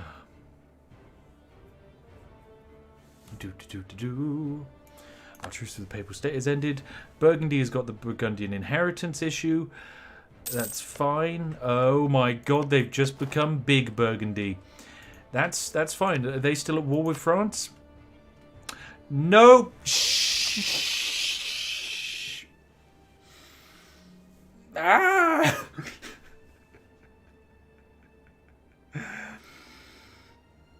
Oh no. Oh dearie, dearie, dear. It would appear Burgundy, the king of Burgundy's king died. And some random bugger from Milan has come along and taken control of Burgundy. And by doing so, their war with France has ended. Meaning, the other people who are at war with France and currently panel beating them into submission have suddenly pieced out into oblivion. Meaning it is now just myself and Spain against a fully weaponized Battle France. Good lord, this is quite scary. Well, it should be okay. We should survive. I'm hoping we survive. We might be able to just let's see if we can fight them here. Right, he's got 15,000 men there. They're 621. What's his military tech? 5. What's mine? Mine's 4, isn't it? Or is mine 5? Mine's also 5. There we go. We actually stand a decent chance here. So we're going to attack into them. Actually, they just decided to move out of the way. Well, if we can get them to move into this territory here, we can fight them. There we go. Right, we'll jump on the French army here, and hopefully we should defeat it. Our reinforcements are coming. For some reason, they're heavily delayed. Come on. Come on, men. Go into the fight. The Battle of Turin. It's a massacre. It's an absolute massacre. Come on, we just got to pin... Oh, we lost. We lost almost 20... We lost 20,000 men. The French lost 10,000 men.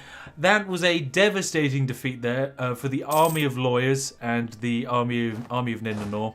We're down to 17,000 men in the British army. The good news, however, though, is that... whatever Spain is doing in the south is going great, because it turns out Spain picked up Aragon as a junior partner, meaning Spain has a larger military. So even though we're not going to be doing so well in the war, it doesn't matter, because we're going to be helped along by a much more powerful ally. Oh my goodness, right. I think we need to take control of Paris in the very least. Oh, we can't do that because we don't control this territory here. Of course not. Right, are they sieging down the plains of Normandy? They are. Oh, and can we jump on Paris? No, we can't. We can't help out the Castilians there. Oh, that is a shame. We're just going to kind of have to sit around and wait for our army to respawn. Alex Medeus, thank you very much for the F in chat. Chat, it's fine. Don't worry. We'll recover. We will recover. Spain still has overwhelming numbers. Okay, we've almost 100,000 men in this war. That's great. That's a lot of men. We'll jump into this stack of men here, and we should be able to kill them quite easily. They won't be able to reinforce in time. There we go. That's 8,000 men defeated. Yes. Yeah, that's basically 10,000 men killed for only the loss of 2,000 men. A fair trade on our end, I would say. Our army reformer has died, so we need to get a new one. Fort defense guy, fine, he'll do.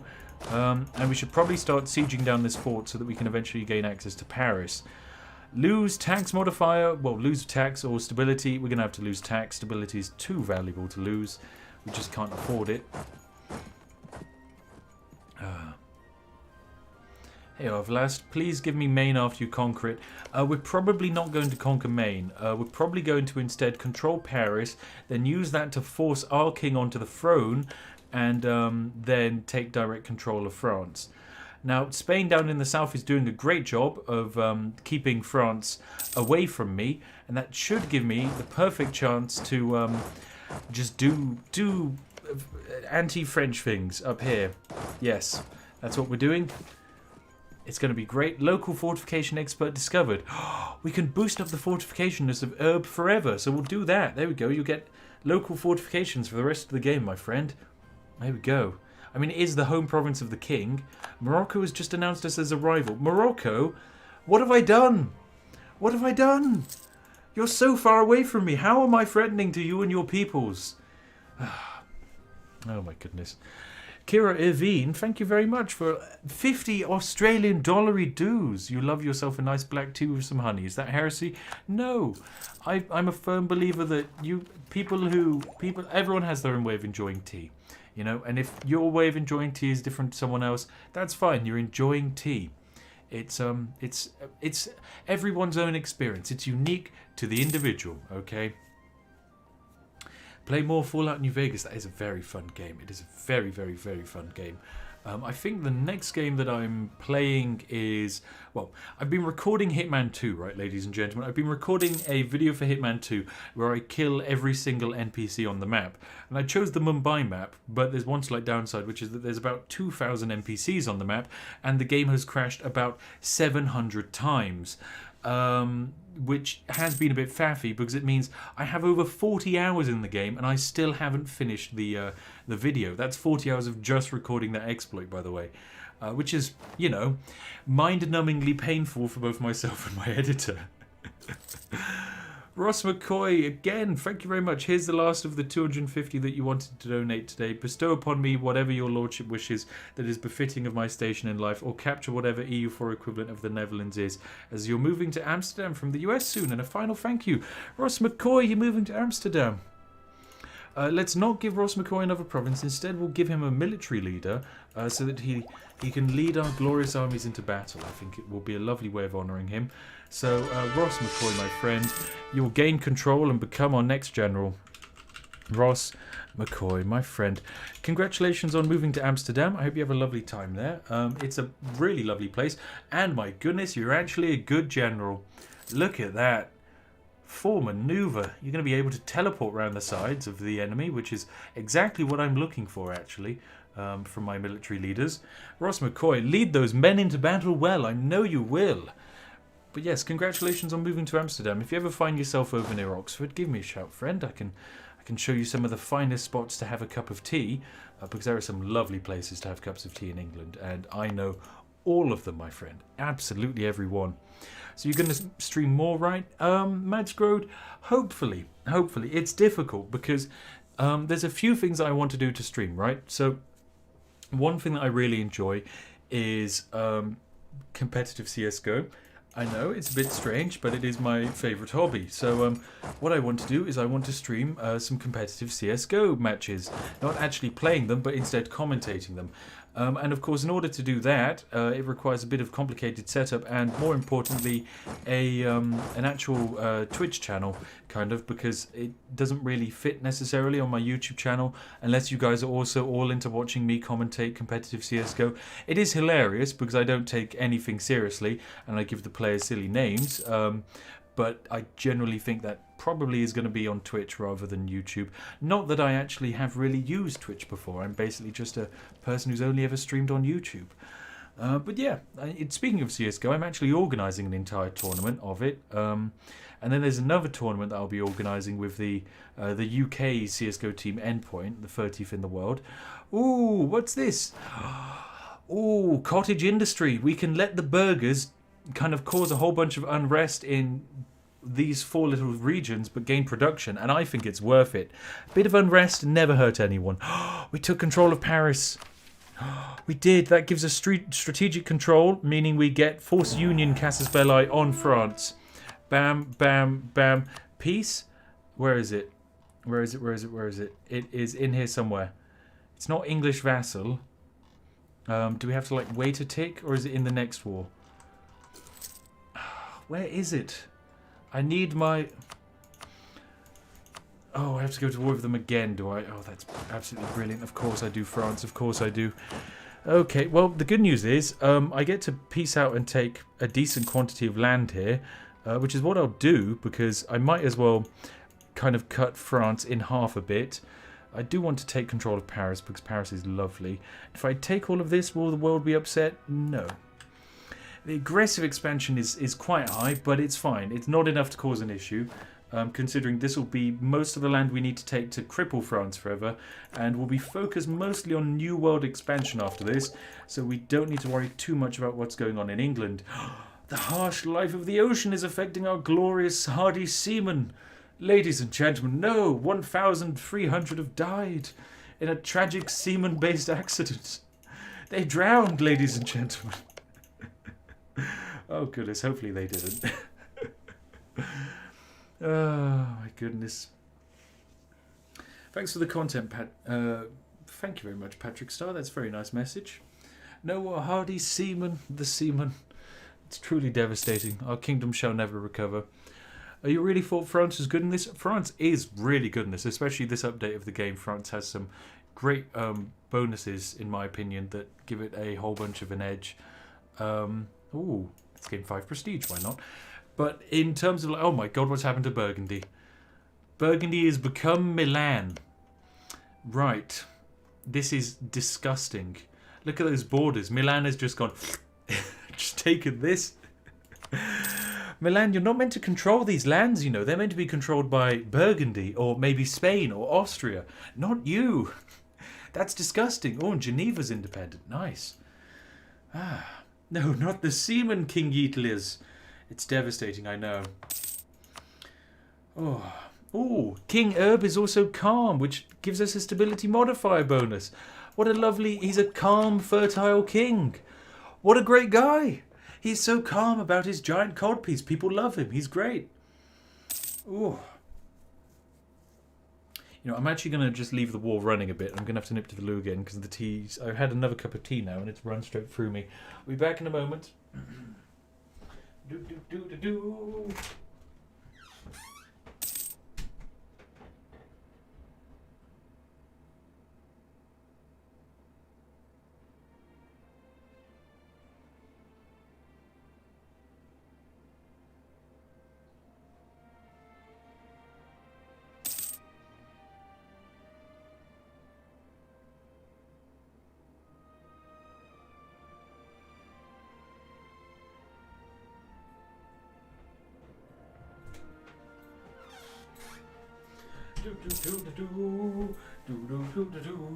Hello, chat, my friends, my glorious friends.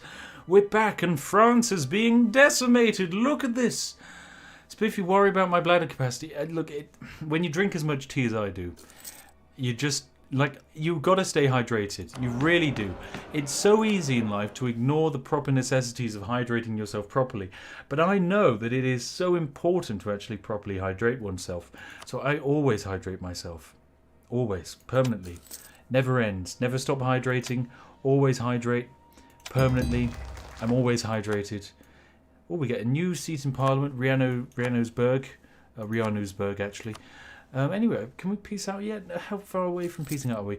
I mean, I'm not actually doing anything. I'm letting Spain do everything in this war. Like, genuinely, I've done nothing. I'm going to give Spain nothing. I'm going to get everything. It's how I like it. Oh. I realise, actually, that I don't necessarily need to...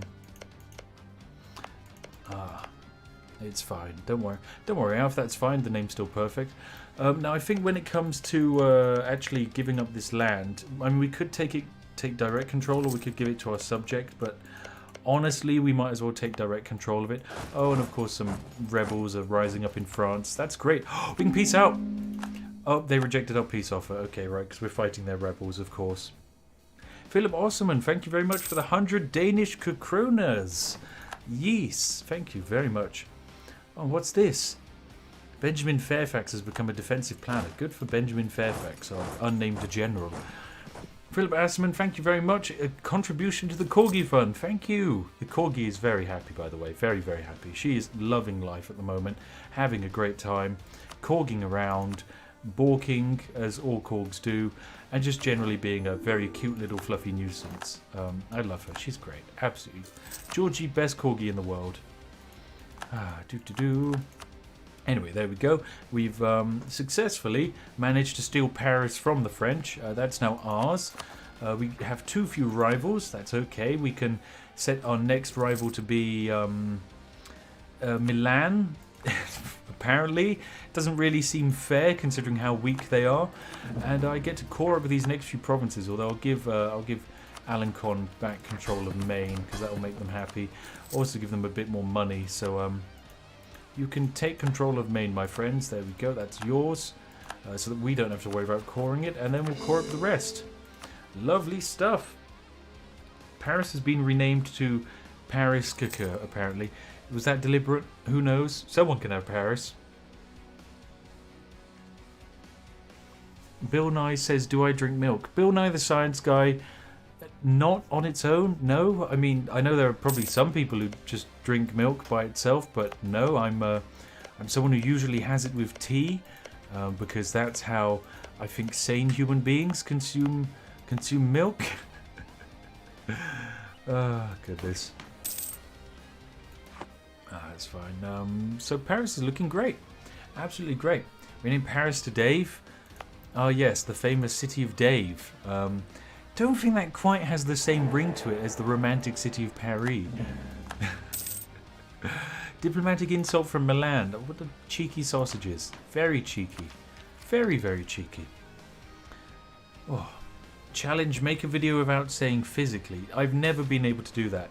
I've also never been able to make a video without saying the word splendid. Unhappiness among the peasantry? Apparently we're being cruel. I'm going to try and improve their situation because I'm a benevolent ruler. It's going to put me into debt, but look at me.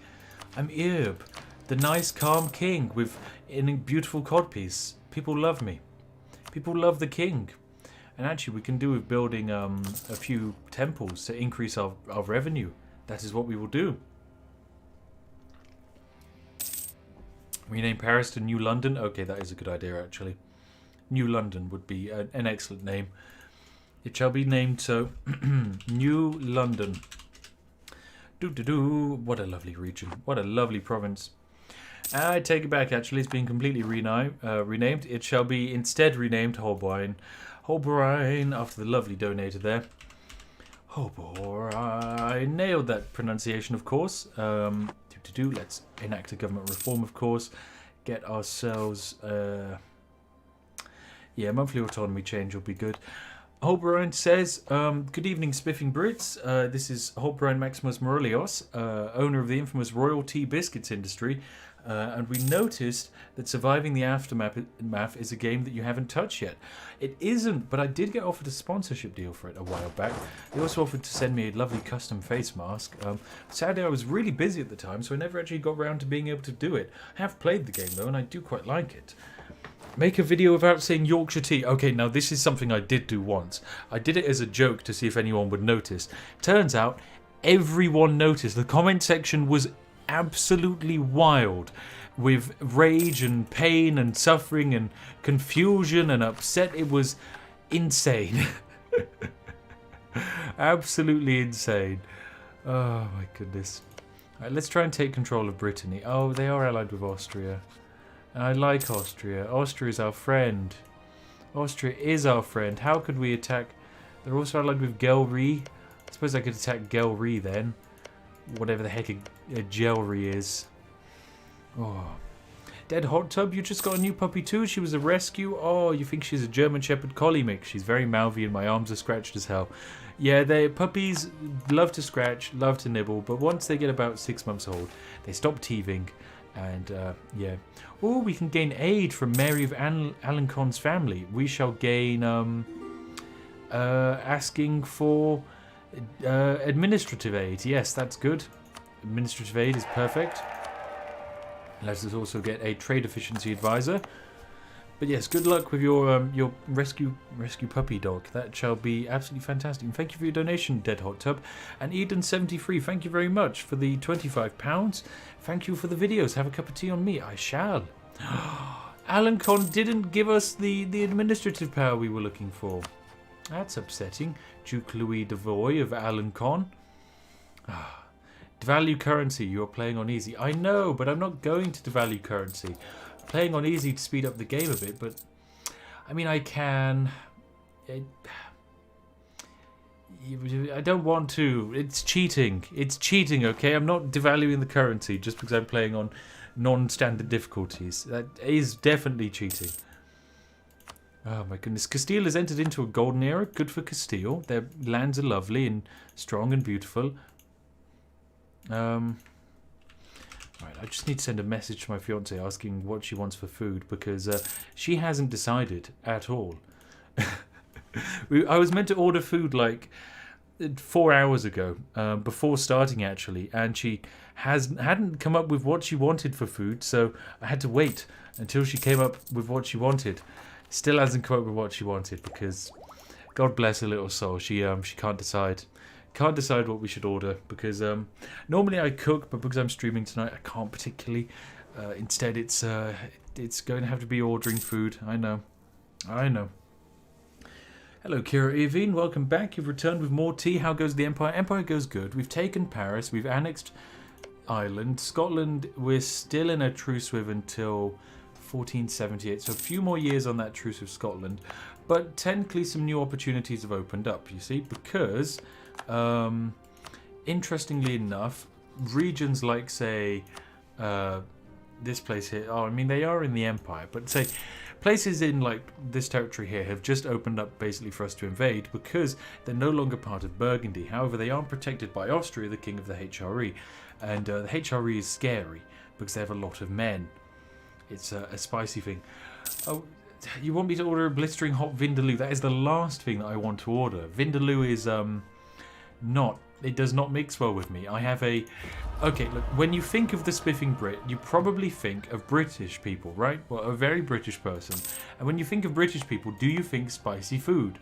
Because I don't think of spicy food when I think of British people. And that's because the strongest spice I can handle is paprika. I just can't handle spice. It's not viable for me. It kills me, absolutely murders me. It's, yeah. It's not good. It's not good at all for me. No curry. No curry. Nothing with spice. Nothing with flavour. Only relaxing, cooling Yorkshire tea. That shall be the heaviest spice of my life. Maybe a chai tea on occasion, I guess. You know, whilst we've got our men here, we might as well actually be drilling them. Just so that we can try and improve our generals and also improve some army professionalism. Wave of obscurism. We'll lose some prestige, that's fine. David Blake and the controversial protectionism. I'll gain some mercantilism. We lose some legitimacy, but it's okay because, I mean, our king is so cool. It's fine. He just oozes legitimacy. Apparently, one of you in chat has eaten ghost chilies before. Wesley, you're insane. I don't see why anyone would want to eat ghost chilies. I don't see why anyone would enjoy chilies. It's like, oh yes, I enjoy food that hurts me. That's like being into, I don't know, watching Game of Thrones again, knowing what the ending is. It's masochism. Why would you do it? Sure, there's probably enjoyment in it for some of it, but you're going to be left with a lasting feeling of pain, suffering, and regret. It's not worth it. Oh, goodness. I've actually been watching... Okay, so if you can guess, of all of the TV shows on Netflix at the moment, what TV show do you feel that I've been watching, bearing in mind I'm a very British sausage? Because I started watching it again yesterday. It's really taken over my life a bit. Very enjoyable. If you can get it correctly. The Crown. You've got it. You've got it, chat. My God, so many of you got it so quickly. It is The Crown. I'm watching The Crown. I love it. It's great. You've got Queenie in there. Queenie's having a great time. I love her. She's so wonderful. She's just, you know, vibing around, being the queen. Oh, it's absolutely beautiful to watch. Absolutely beautiful. What's this? We want a maritime empire. It gives us a permanent claim on Gibraltar, which would kind of upset the Spanish, but that's fine. I don't really mind. Ooh, the drilling has paid off and one of our generals has improved. Lovely stuff. What about fish and chips? That's 100% British. I suppose I could ask for fish and chips. I will have to check with Mango, though. What's this? Influenza in one of our ports. Do we quarantine the port of Christia Olsen, or do we just think it's fine? Well, I mean, if 2020 has served me well, this is not the first flu in our country. I don't care. What could go wrong, chat? I don't know. Surely nothing could happen. Winky face. Winky face. Smiley face. Oh no. As long as Christopher doesn't spread it, well, as long as it doesn't get spread out of that province, it's fine. Right. What we're going to do is we're going to pick up our first idea group, which is going to be exploration ideas. This is going to allow us to do Quest for the New World, which is going to let us see more of the map. We're going to be able to send out explorers who will be able to search new lands. And of course, we're not aiming for the New World of America, although, I mean, we will technically have to discover it to appease the mission gods. Instead, we will be aiming for basically anything in Africa. That's what we're aiming for.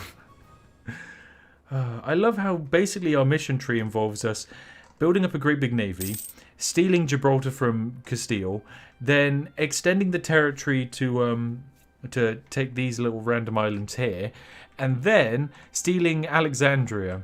And then after that, we can just take control of the entirety of Egypt. Oh, it's great. Absolutely great. When does our truce with France end, actually? That is an important thing. 84. Okay, that's going to be a while off. Our truce with Scotland should end before then. Has Mango got back to me? You still streaming? You just want some chippies and another ice cream. Okay, great. That's fine. We're ordering chips, chat. We're ordering chippies. I guessed it would probably be chippies at the end of the day. And it's happening, chat. Chippies are being ordered. Oh, if you like, I can let you have a vague say in what I'm ordering, because, as always, the last time I did a live stream and I let chat order my food, we ended up ordering, it was squid ink pasta, and it was actually disgusting. It was some of the worst food I've ever had.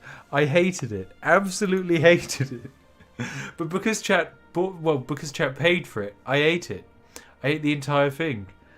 Chat, okay, look, when I'm saying you can have suggestions, but I'm not having a vindaloo. Just because it does curry doesn't mean I'm letting you order curry. Actually, it doesn't do curry. Doesn't do curry, I'm safe. Does do kebabs though. God.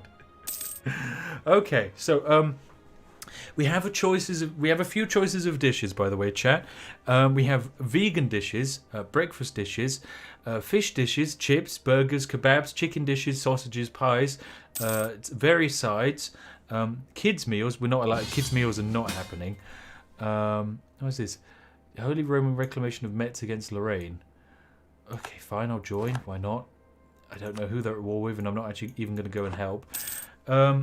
There's also sauces, drinks, condiments, and desserts. Right, this is fine. Chat, you're just going to have to throw the correct... I'm not listening to you, chat, because the issue is there's so many random suggestions. I can't keep up with you, chat. I'm just going to have to wait until you calm down, someone gives a coherent answer. Okay? Oh, goodness. Can I make a state? I could make a state here. Probably not. We'll leave this unstated. Unstated for the moment. I could really do with going to war with Brittany, which is something I'd love to do if they weren't currently in this war with us. If Brittany could separate peace out of this war, then we'd be in a position where we could declare war on Brittany. That would be perfect. Order just sides. No. No. Alexander Maximus, I'm not ordering just sides.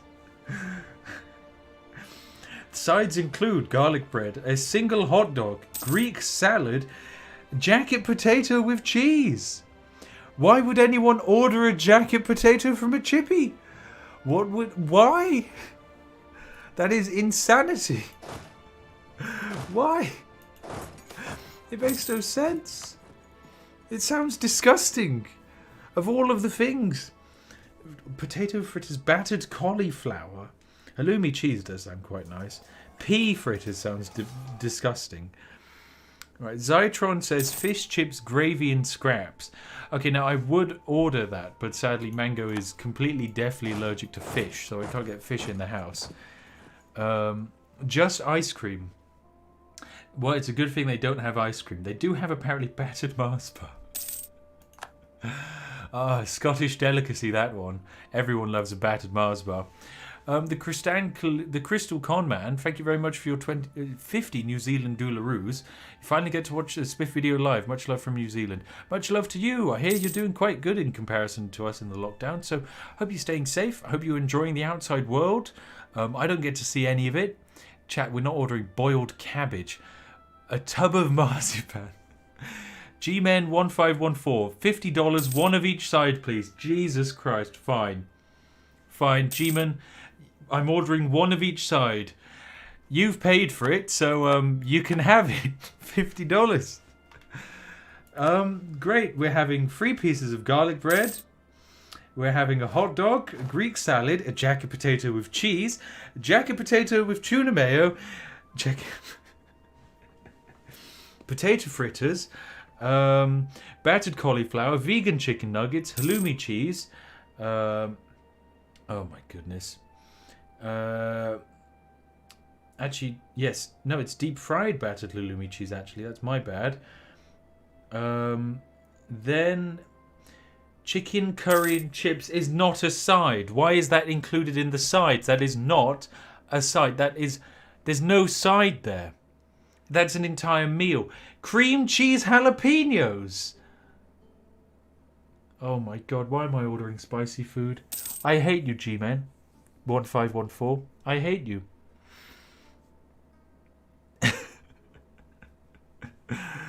But it has to go in. You paid for this, so God damn it. Well, anything I don't eat, I'll drop it off at some family tomorrow, and they can suffer through the food. I'll just pop it in the fridge and leave it for someone to... well, I mean, I'll give everything a try. I will try everything that you've begrudgingly purchased me so that I can die. Oh my god. Oh, what's this? The Crown will development the Dever lands. So we gain 1 base tax and voltage law, but we lose 100 admin power. And the family will remember that we came to their aid. 100 admin! Oh, bugger it, fine. Why not?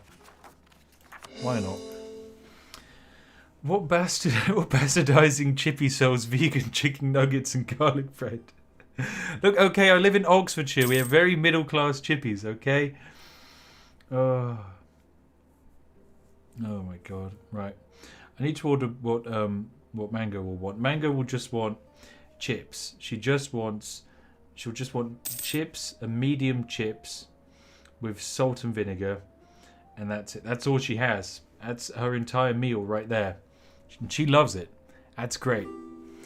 What's that? Beef Wellington and chips. There is no beef Wellington and chips.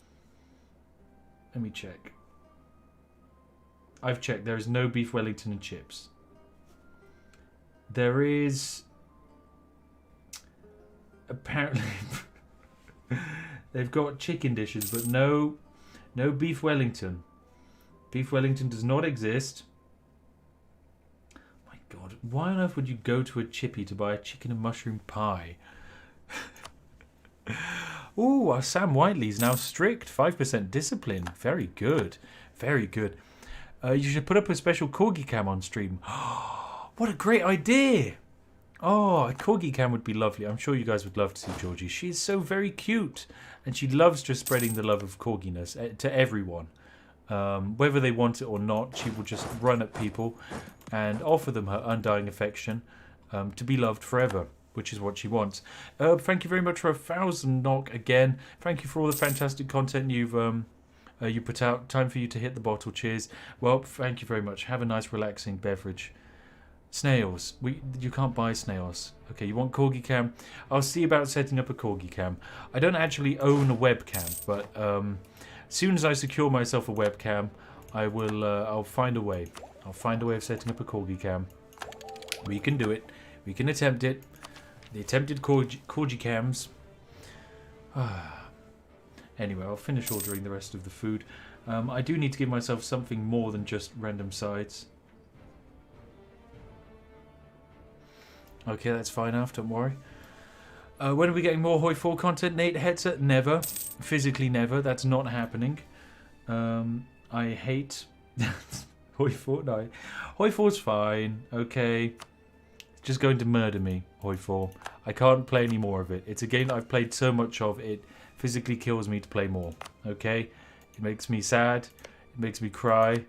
It makes me upset. You've never been to a chippy? Chippies are brilliant. I love chippies. They're really fun. Really, really lovely. Anyway, I'll also add my regular order. There we go. Apparently I need to spend £4 more for delivery. Right, let's also order a beverage then.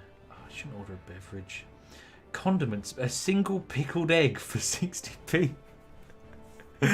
Why would you buy a pickled egg for 60p to be delivered to your house? Unless you're a psychopath, but I mean, it's a pickled egg. What madness is this? A battered Mars bar. Okay, fine. I'll add a battered Mars bar, chat. We're adding a battered Mars bar. 1 deep fried Mars bar. There we go. Oh my god. Pickled egg is necessary. Get the egg. Get the egg. Chat, if we can achieve 6,269 likes, I'll buy an egg. Okay? Oh, for Christ's sake. I'll buy an egg and I'll take a picture of it for you as well so you can see. Because everyone wants to see a very loosely wrapped pickled egg. Tickle my dickle, £10. 5 eggs, please. God damn it, 5 eggs. Fine, I'm adding 5 eggs to the order. It's bloody, like, it's almost £5 worth of pickled egg. Down the drain. Oh my god. Alex Maxidus also wants 2 eggs. Fine. Fine, 2 more eggs. 2 more, 7 eggs in total. 7 pickled eggs.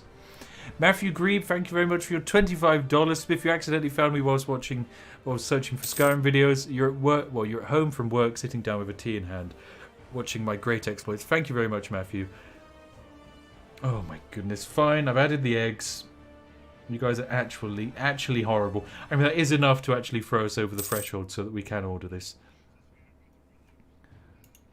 Now, I do need to rename more provinces, but the good news is Scotland is bountiful in terms of its home, well, its access to provinces.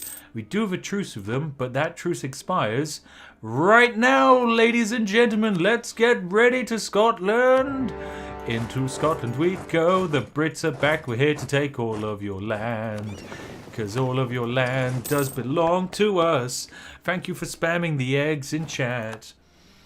Oh yeah, it is indeed an incredible time. Absolutely incredible. Right, time to pay for this all. Oh my god, the things I do. The things I do for content. That was £25 to order all of that, by the way, chat. £25. Not bad considering the amount of garbage sides that I now have. Like, a huge amount of that order is just eggs. Like, £5 of that order is eggs. Pickled eggs, that. Not even edible. Inedible eggs. I mean, I tell you, like, Mango does kind of like pickled eggs, I think. I think, at least. Maybe. Maybe. Right, anyway, here's the thing that I want to check. Is Norway independent? Here we go. The order's been accepted. Someone decided that was an acceptable order, and it has been accepted. So, Denmark, how powerful are you? Because Norway is your subject, and if I can beat Denmark in a war, then that means I can steal Norway away, well, the region of Iceland, and that can make colonizing a whole lot easier. Also, speaking of colonizing, I should probably hop to it, because I think I have enough diplomatic power to get myself an explorer, which is always a good idea. Oh, there we go. We've won our siege. Lovely stuff. Right, let us wander all the way over into the Outer Hebrides. Come on, what are you doing? Right, stay here so that we can defeat the Scottish Navy. And then we shall also gain control of the Scottish Islands. Perfect stuff. Are we able to fully annex Scotland? I'm pretty sure we probably can. I reckon we could probably do it entirely in this war. I don't think people would really mind. There we go, we killed them there. I guess we just walk past and go on to Orkney. There we go, lovely stuff. Oh, Yeah, we probably should also fully core Paris. That is a good idea. Gives us a whole bunch of money because Paris currently only makes 0.15 gold, but now that it's cored, it shall make us a whole lot more. So apparently Dithmarschen is landing troops in Normandy. Fantastic. That's great for us because they get immediately sent right back. I suppose we could try and steal this bit of land. I don't really think we have anything to gain from Dithmarschen. Oh. Right, there we go. I think now that we've taken the Orkney Islands, we can just sail on round and take the Outer Hebrides. There we go, because we can now just walk on into them. Perfect stuff. And are we able to take the entirety of Scotland in this peace deal? Let us see. Nope, we can't. We can take the entirety of Scotland bar a little bit. But it is important in this peace deal to take these two islands here, because if we don't take those two islands, Norway will basically invade and take them. And that is the last thing we can have, because we can't let Norway take these territories. We need them for, I don't know, reasons. In fact, actually, do we even need the territories to complete the goal? I think we do. Ooh, Jonathan Moore is a buccaneer now. Great. Conquer Scotland. Oh, we don't actually need those islands. Oh, I suppose it doesn't matter then. Suppose we could ignore these then and just take that. Nah, we want the islands. We might as well have them. Everyone wants the islands. Why not?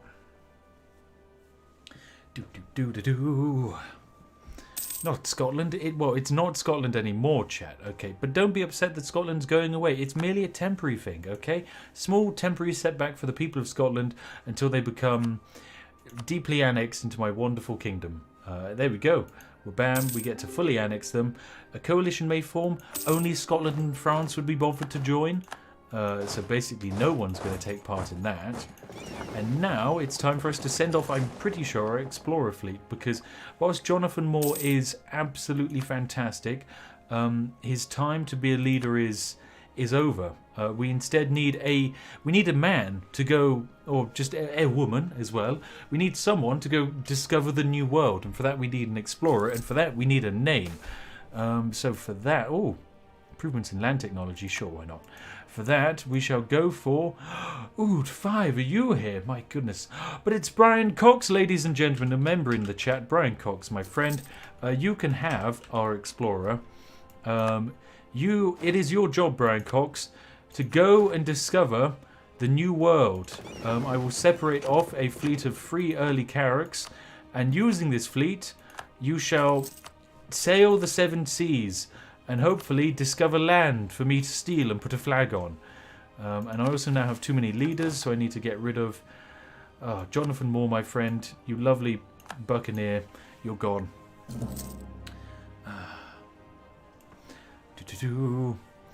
Reconquest Casus Belli on France, apparently. Good. Because France is at war with Milan, apparently. Are they? Yep, they are. France, are you in any other wars that I could potentially jump in on and kill you? No, we still have peace for another 4 years. That's going to take ages. Also, how's the institution spreading about my country? It's going well. Oh no, the influenza is spread to Voltage Lawyer. It will soon go away. We do not need to worry about this small flu spreading across our lands. I'm sure it is all completely under control, and those in charge are being are all very intelligent, the best, and you're in safe hands. Safe hands, in fact. Yes, I trust these men to do nothing really. Maybe siphon funds, but. Also manage a quarantine, although actually it's not a quarantine because we can't quarantine the lovely people of what region was it again? It was the lawyers region, wasn't it? Which is Lincolnshire isn't even renamed yet. Where's the lawyers' land? Oh, there's the land of Denmark does not exist. Banished Kerm land. Where is the lawyers' land? It's around here somewhere. I am a potato, aren't I? It's probably sat right in front of me. There it is, Voltage Lawyer. Bam. Of course, it's down in the south of France. So, yes, I mean, look, it could only spread from Chris Olsen to Voltage Lawyer. There's absolutely no way this influenza will spread anywhere else. Like, just because it's a major trading port doesn't mean it's going to get traded back into our empire. We're safe. probably. Oh, Emergency Impressment Act. Gain 3,000 hardy seamen. Or decrease advisor cost, culture conversion cost, sailor recovery. A quartering of the troops. I think we go for the quartering. Fund expansion of bureaucracy, actually. Let's go for that. We can support the populists, grant navy commissions, because that's useless, bribe an MP, and placate merchants, and finally, praise local regiments, and bam, advisor costs are decreased for the next 10 years. Good stuff.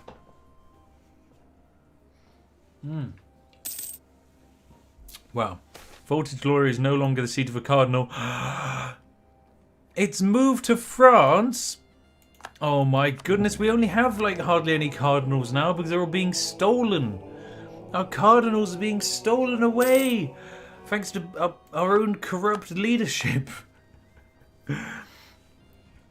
Voltage Lawyer, I expected better things from you. Now, the issue with losing your cardinals is it means you don't get many papal points, and currently I'm saving up my papal points so that I can beautify a local saint, and this allows us to basically gain a stability, which is the best action you can really do. Oh my goodness, it was France as well. It was France. First Kerm did it. Wait, apparently we blame Kerm because he started it. Okay, yeah, Voltage Lawyer, I trust you. You're a lawyer. There's no way you'd be corrupt. It must be the filthy, evil people of Kerm. Luckily, the people of Kerm have been banished to the region of Limerick, where they are Irish fishermen. Oh, goodness. Cheese-eating surrender monkeys. Indeed! Those cheese-eating surrender monkeys stole my land. Oh, how very upsetting. Very, very upsetting. There we go. We've explored the North Atlantic Sea. That's good fun. Then what else can we explore? The West African Sea? Sure, why not? I think at this time it probably makes sense to try and improve our little trade peoples, give them boosts, because like we really need more diplo power than we're currently getting. Anyway, let's build another tax place. We need more money, so I'll spend 100 gold on that. That doesn't seem too bad. So maybe something the merchants can do to help us make more diplo power. They can, but it does lower their loyalty and decrease our crown land. But it does give us an extra thing. Might be quite useful. Might be very useful indeed. Oh, I probably should do it, shouldn't I? Yep, fine, we're doing it. Monthly diplomatic power +1. We lose control of crown lands, but it's okay. A new pope, he's Danish. Good, that's fine. Spiff, you're a coffee drinker. Should you convert to tea? Well, you're looking to convert to tea. Where should you look? Honestly, I think just start out with a regular nice... Don't go for the most expensive tea to start out. Just start with cheaper teas and then just try and find a cheaper tea that you like the flavour of and then go off of that. And if you also buy tea and you find that you don't like it, it's not necessarily the tea's fault. Maybe you just haven't made it in a way that you enjoy. Maybe you want to add milk to your tea. Maybe you want to add a bit of honey. Maybe you want sugar. You name it. There's millions of ways you can drink tea, and I'm sure it can just sometimes be a case of finding the way that suits you best. I mean, you can just go for Yorkshire Gold, but it's honestly, it's up to you. I love Yorkshire Gold. It is the best flavour. Oh. Now, I'm thinking, because Scotland is almost dead, I mean, our next war is going to happen against France in 2 years' time, right, when our truce expires. At the same time, we need to really be exploring the world more, because world exploration is great. It's going to allow us to discover new lands, and discovering new lands is brilliant. It means more colonies, more money, and more money is more good. More colonies is more good. We love that. We absolutely do. Badger FF donated £2, of course, to say, imagine the poor guy that has to receive the food order we placed. Yes, I do feel very sorry for him. That poor guy. Oh, what an order. What an incredible order he has to make. It's going to be brilliant. Absolutely brilliant. Yorkshire tea flavoured pickled eggs is not good. That is not a concept, chat, that we're allowing. That is an illegal concept, an illicit one, which no one would enjoy, ever, humanly. My goodness. How are the Ottomans doing? They're doing great. They're just having a wonderful fun time expanding into wherever. They've got Crimea under their belt. They are actually being a bit slow. Poland's got Lithuania and Muscovy. Muscovy's doing good. France is doing less good. They've lost a whole bunch of their cores, but I mean, I can't say it's the end of the world. It looks like they're going to win their war against Milan. So once this war's over, can I call Castile in? Well, it looks like, yeah, as long as they don't destabilize themselves, they will join. Bohemia doesn't really want to join, and neither would Naples, which would make this war an absolute walk in the park. Oh, I can invest in a new idea. A colonist, ladies and gentlemen. Fantastic. Although it's probably a good idea that I wait till I get naval ambitions, because having a colonist is all well and good, but it doesn't make a difference if you can't actually invest the colonist into doing anything, which is what we need to do. Oh, my goodness. Also, chat, it also... oh, my goodness, stumbling over my words. What's interesting, chat, is that it's the 21st of November, right, if I remember correctly now, which is when Cyberpunk was meant to be released recently, wasn't it? When was it meant to be originally released? It was like November... Well, I mean, not originally, because originally would have been literally months ago. But it was meant to be sometime in late October, if I remember. I was meant to get my... 17th of November, there we go. I was meant to be getting my press key on the 10th of November, right? For that release date. And then they pushed it back. And it was like, great.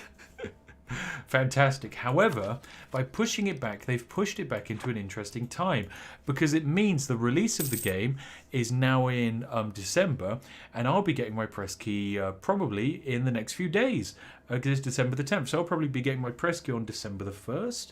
And when that's the case, that means I can make all of my exploit videos before the game even releases, and that means I get to then release... Alf, why are you making ships? Oh, of course you are. You're making ships. Why not? That means I get to release my footage before anyone else, kind of, you see. And that's brilliant. And that means I get to be the first Cyberpunk video out, as well as all the other ones. But I get to be the first Cyberpunk exploit video out. Not that anyone even makes other exploit videos. And it's fantastic. It's going to be great. We get early access to the game. There's going to be a lot of support. And most importantly, I get to release the video in December instead of November. And December, as everyone knows, is when CPM on YouTube, also known as how much money we get paid per Raid Shadow Legends advert, gets shown. CPM is at an all-time high, meaning... Viewer numbers are insane. Well, not just viewer numbers, but ad revenue is insane. Absolutely insane. Which is fantastic. Absolutely fantastic. We're going to be making some lovely lovely money off of Cyberpunk. What will I do with all of the money? I intend to do a charitable donation this year, because what's interesting is... every year I do the Jingle Jam charity stream with the Yogscast. It's really good fun. Very much enjoy it. 11 out of 10. I recommend it. You should stop by. I'm doing a lot of fun things with it. The only thing is, every year I like to do a donation. I mean, I say every year. I've only done it last year. Last year I think I donated $5,000 or something silly like that. And yeah, that was good fun. Yeah, and that's money that you made, chat, by the way. You made that money by watching adverts. I donated that to charity. So pat yourselves on the back. Whether you knew it or not, you've donated to charity. Ooh, growth of cities attracts serfs. We gain increased, destruction of Denmark does not exist. However, Ross McLondon gains development. Lovely. Oh my God, France, what are you doing to those borders? Those are disgusting borders. What's your aggressive expansion like? Nothing. Oh, that's terrible. Now, our truce with France has just ended. Would Austria and Spain would join this time, which would give us more than enough men to force the Union. We should do this. We really should do this. If we can force the Union over France, my goodness. Oh, we should do it. We really should do it. Oh, I mean, what a great idea. Right, we're sailing the men down to the coast of France. Here we go. This is it, chat. This is it. Hungarians, their peasant war. I don't care about Hungary or their peasant war. Let's go. Alf, you know what to do. Get the trade ships in. We've got some fun stuff coming. Bam, bam. Force Union Casus Belli. Bohemia and Naples won't join because they're evil. Wabam. We're at war with France, ladies and gentlemen. They've got noble rebels, but we're here to rumble. What's the technology like? They've got 7 military tech. So do we. So that's fine. That puts us basically on par with them. The rest of our army is getting shipped down now. There was a bit of a fight in the channel there. Oh, that is frustrating. We need to get our army across. So hopefully, if our navy can group up together and allow the escorting of our men, that actually we should be able to move it across. They wouldn't attack our main fleet. Oh, and of course, there wants to be a rebellion, which we can't let happen. So I need to upset the burghers. Oh, that's fine. There we go. Perfect stuff. Yara, 10 ships over there. We could probably take that. Our navy could probably take that. Anyway, we need to actually take the French capital, which is relatively easy. We'll be sending Ross McElroy to do this, of course, because why not? Let's have him siege stuff down. Castile is doing a great job of immediately sieging all of this land down in the name of me. Austria will be the punching bag for 90% of this war and be attacked by just about everyone, which is fantastic, absolutely fantastic. Ooh. Now, France will be upset, but it doesn't really matter how France feels about this war, because at the end of the war, we get to force them into being our subject, which is brilliant. It will upset them a lot, but it will be fine once it happens. We will need to take away some of their land, though, and the best way to do that would be to give part of it over to Alencon here, because basically the stronger France is, the more likely they are to rebel from us. So if we give some more land to Alencon, then Alencon will basically soak up some of the rebellion which France will try and have for us. Not that they'll be able to have too much rebellion, because France loves us too much. Annex the French, upset. Yeah, I mean, we love to annex and upset the French. It always helps us out. Always makes everyone happy. Everyone loves it. What's this? Brunswick offers us a loan of 35 gold. No, that's terrible. Absolutely terrible. Oh my goodness. Ross McCoy hasn't quite won the siege just yet, but he doesn't really have to exactly rush his socks off, considering the French army is being attacked by not even us. We don't have to worry about the French military. It's just being defeated by the lovely Spanish. They're doing everything for me in this war. Because if there's one thing you should know about the British fighting style, it's that it's that you should always let other people do the war for you, because that way it's fantastic. You don't have to worry about any negative consequences of your actions, and generally speaking, you're going to win all the time, and you don't lose any men. Other people lose men in war, not you. Hire Vikings to do it. Exactly. Eorb is a martial educator, meaning we lose military tradition slower. That's fantastic. That's absolutely fantastic. That's absolutely brilliant, in fact. Good stuff. Now, the siege of the Paris capital is doing good. 21% chance to succeed this month. Nope, 35% chance next month. That's fine. That's absolutely fine. We'll break down those walls. Now, of course, once this siege is complete, it might be enough to force France into peace. It might not.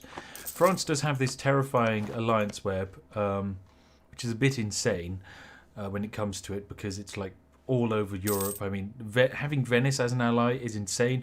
If Venice really wanted, Venice could have just sailed their entire fleet over into our channel, and we wouldn't have been able to ferry any troops over. But Venice didn't do that, because the Venetian AI is a greedy bastard who only cares about his own trade.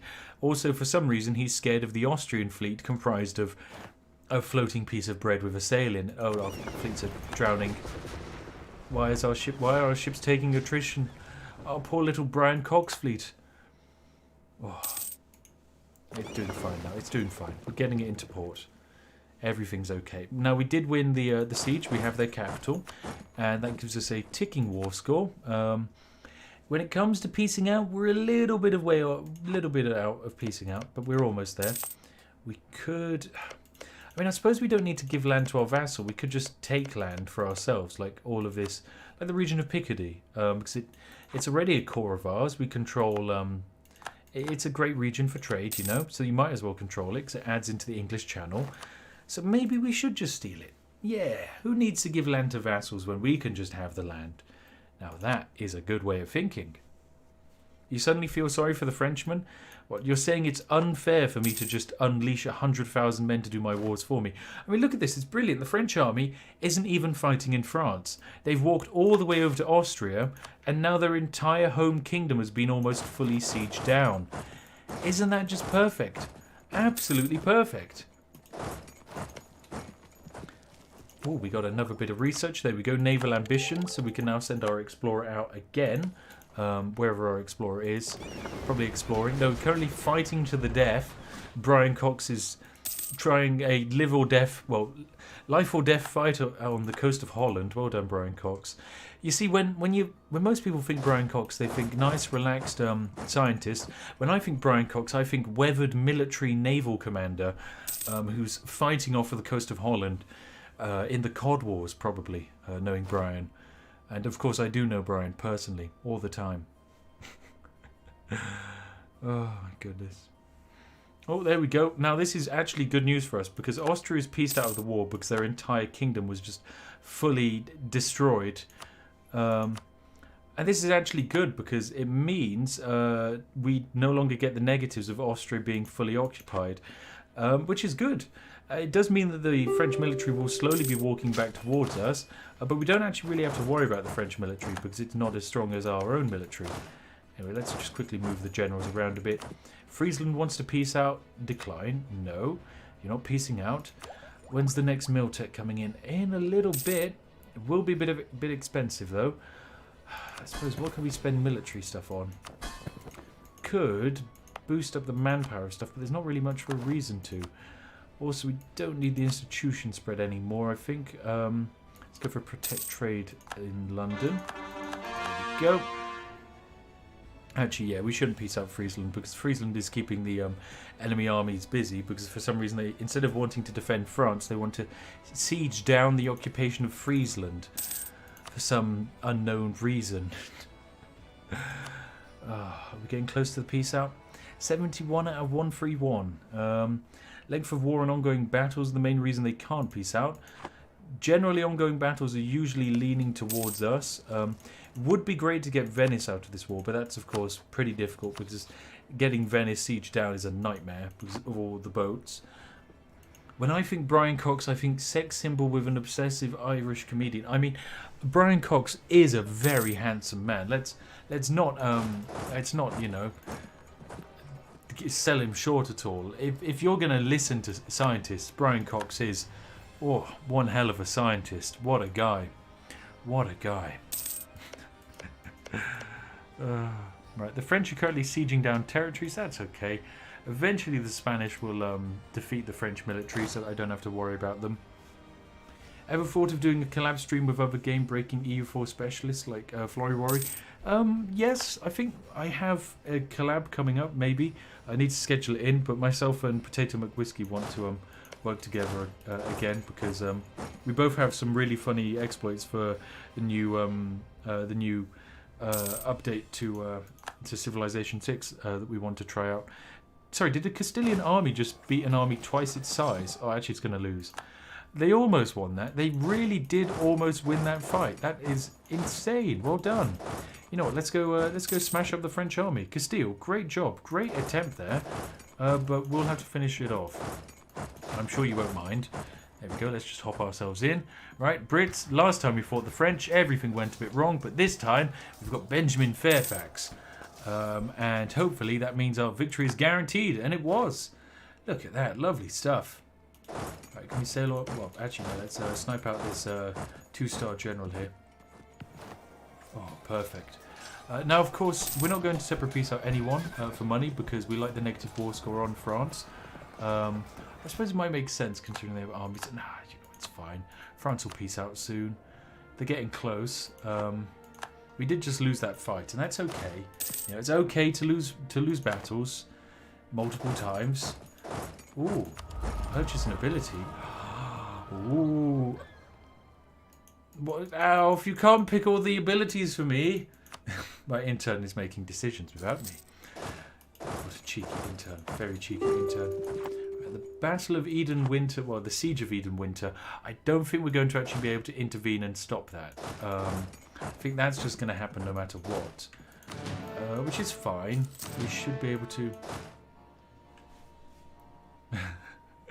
It's fine enough, don't worry. I won't be too devastated by the fact that you chose that.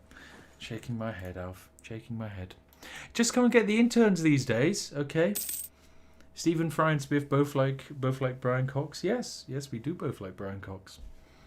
Big fan of Brian Cox. Don't even get me started on paninis as well. Love paninis. They're great.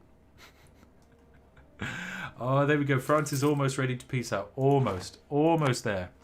I think if we can get this 36k Castilian army up here, we'd be able to... if the Castilian army wants to march on that French army there, we've got this in the bag. Ooh, invest in new technology. New military technology. There we go. That's the good stuff. Let's go help out the Castilians here. Send in one of our good generals. And they don't even need our help because the French military has just retreated away. Lovely stuff. What absolute lovely, wonderful cowards. And the siege is over. Good stuff indeed. What a lovely fight this has been. So France is willing to peace out now, but of course we want to peace them out for additional territories. If we were to select all of this, we'd be in a coalition against the entire world. So actually, we're going to have to not select all of this territory. Otherwise, we'd have an insane, terrifying coalition. Might actually be worth just holding off on piecing out. Oh, I can send out my explorer. Right, explorer, go explore something. Where are you? Oh, here you are. There we go. Brian Cox is going out to explore the American East Coast. Lovely. Lovely stuff. Now, yeah, it might be worth sitting on France because we're going to be getting a lot of aggressive expansion with some of these northern German... Actually, they're just random northern German people. They don't matter. They don't count. We still have our friends, and our friends will stay with us forever and defend us. So, it's peace with France. Let's go. Bam. There we go. French unification war complete. France is now ours, ladies and gentlemen. It is ours. Lovely stuff. Mission fulfilled. Oh, look at that. Look at that. Gain some prestige.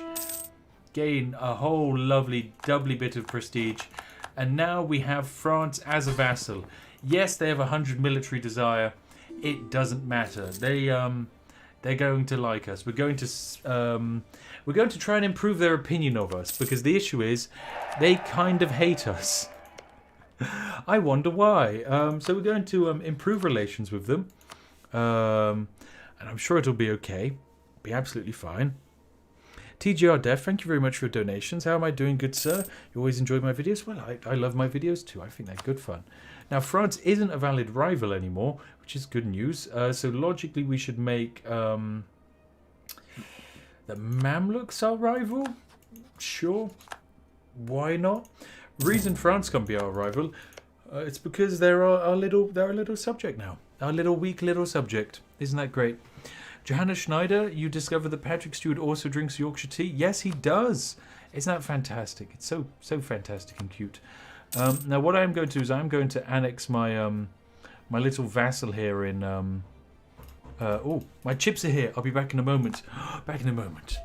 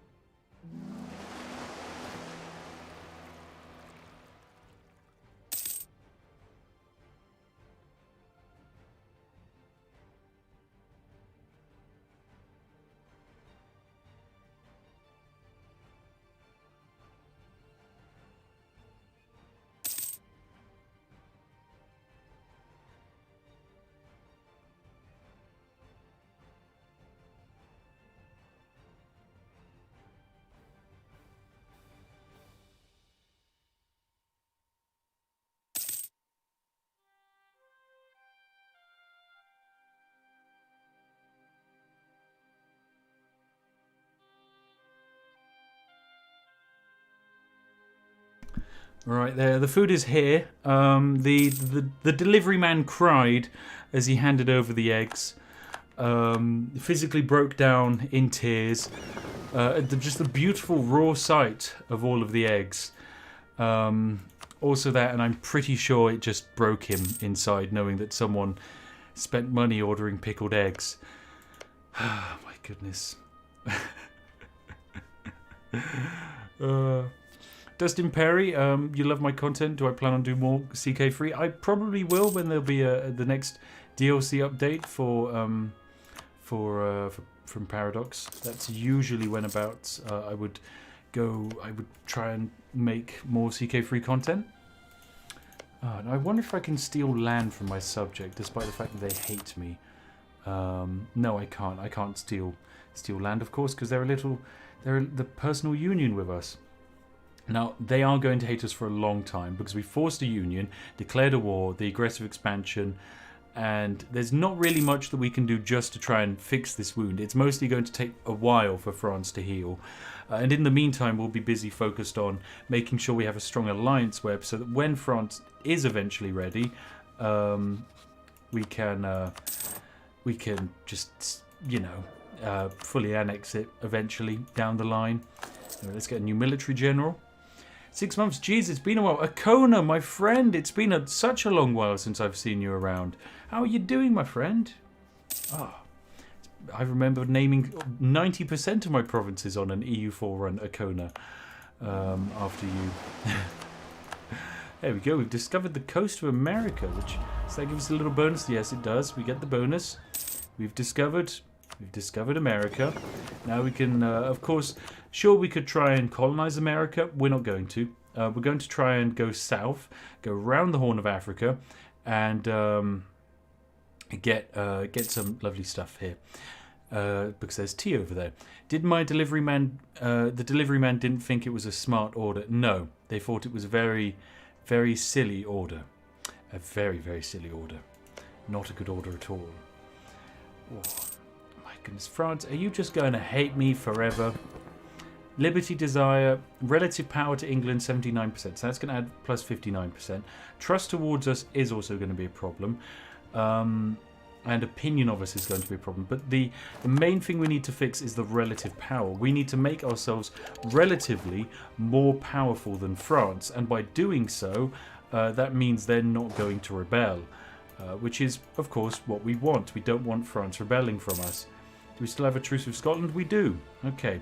Is there any random province which isn't in the HRE that we could steal land from? Savoy, we could. The region of Nevers, which is a vassal of France. Okay, cool. Has anyone got claims on Savoy? We could try and murder. Oh, Austria's calling us into a war against Bohemia.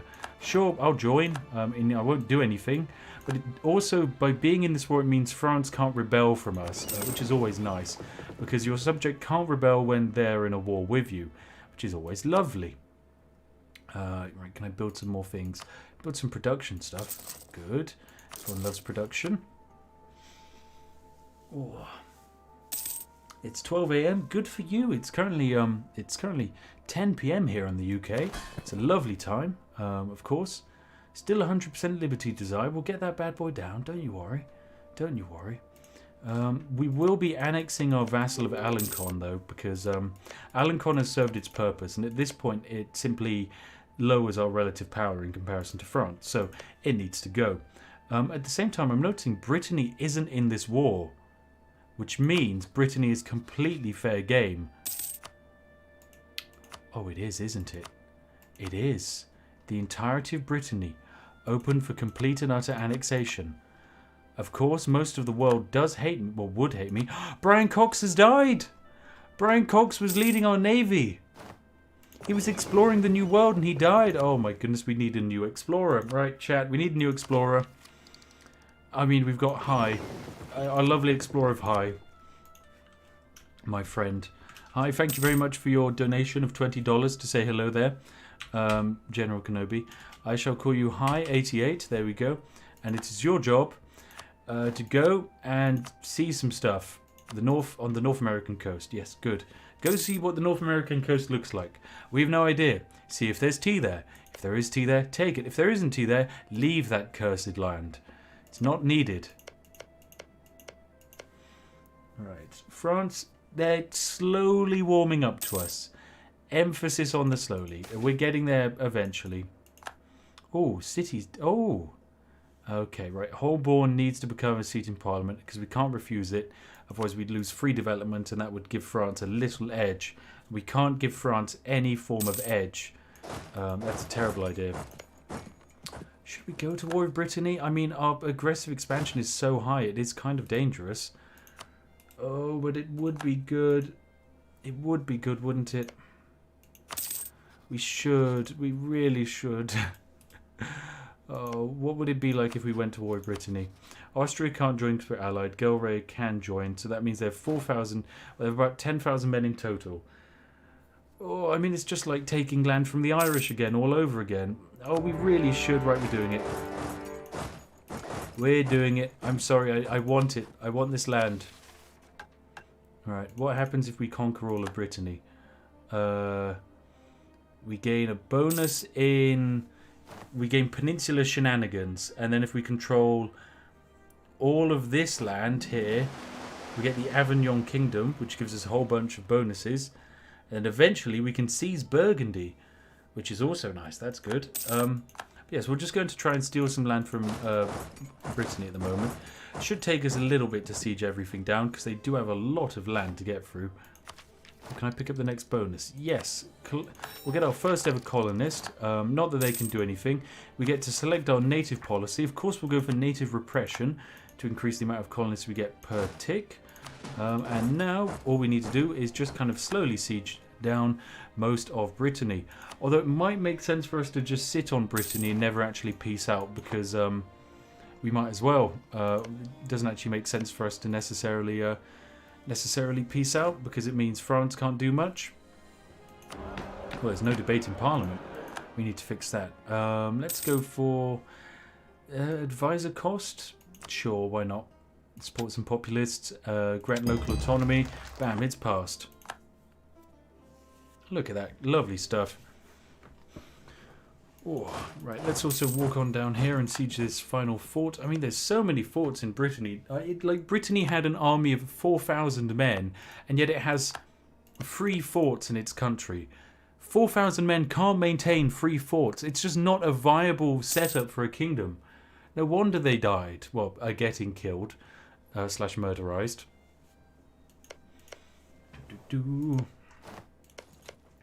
Right. This is all looking fantastic, I will say that. Absolutely fantastic. Ah, our great advisor has died. That's okay. We'll get a new one. National tax modifier guy. He looks great. And when it comes to Alencon, can I annex you yet? I need 190 opinion and then spend a whole bunch of diplo power to annex you. But I can do it. Hello, Spiff. Jolly good show. Thank you very much, Alan Friedman. I hope you're having a nice time in chat. Wait, but don't forts have garrisons automatically? Garrisons do have... Well, forts do have garrisons. So, this fort here had a garrison of 1,000. This one here is a garrison of 2,000. And this one here is a garrison of 2,000. Meaning, for a country which had a military capacity of 4,000 men, they had more men garrisoning their forts than in their standing army. This is an issue. Because we can siege down their forts. Oh, what's this? Oh, lose stability, gain tech decrease, fine. Justice and peace, lose money and gain innovativeness, or gain stability. It's got to be gain stability. Yeah, love me some stability. Love me some stability. Oh my god, one cooler guy. Oh my good lord. 420 and 69 Australian dollars. Morning from the convict land, Spiff. It's great to be here with an iced coffee by my side. Oh my god, one cooler guy. Right, that's it. That's it. That's it. That is it. You know what we're doing? Creating a new fleet.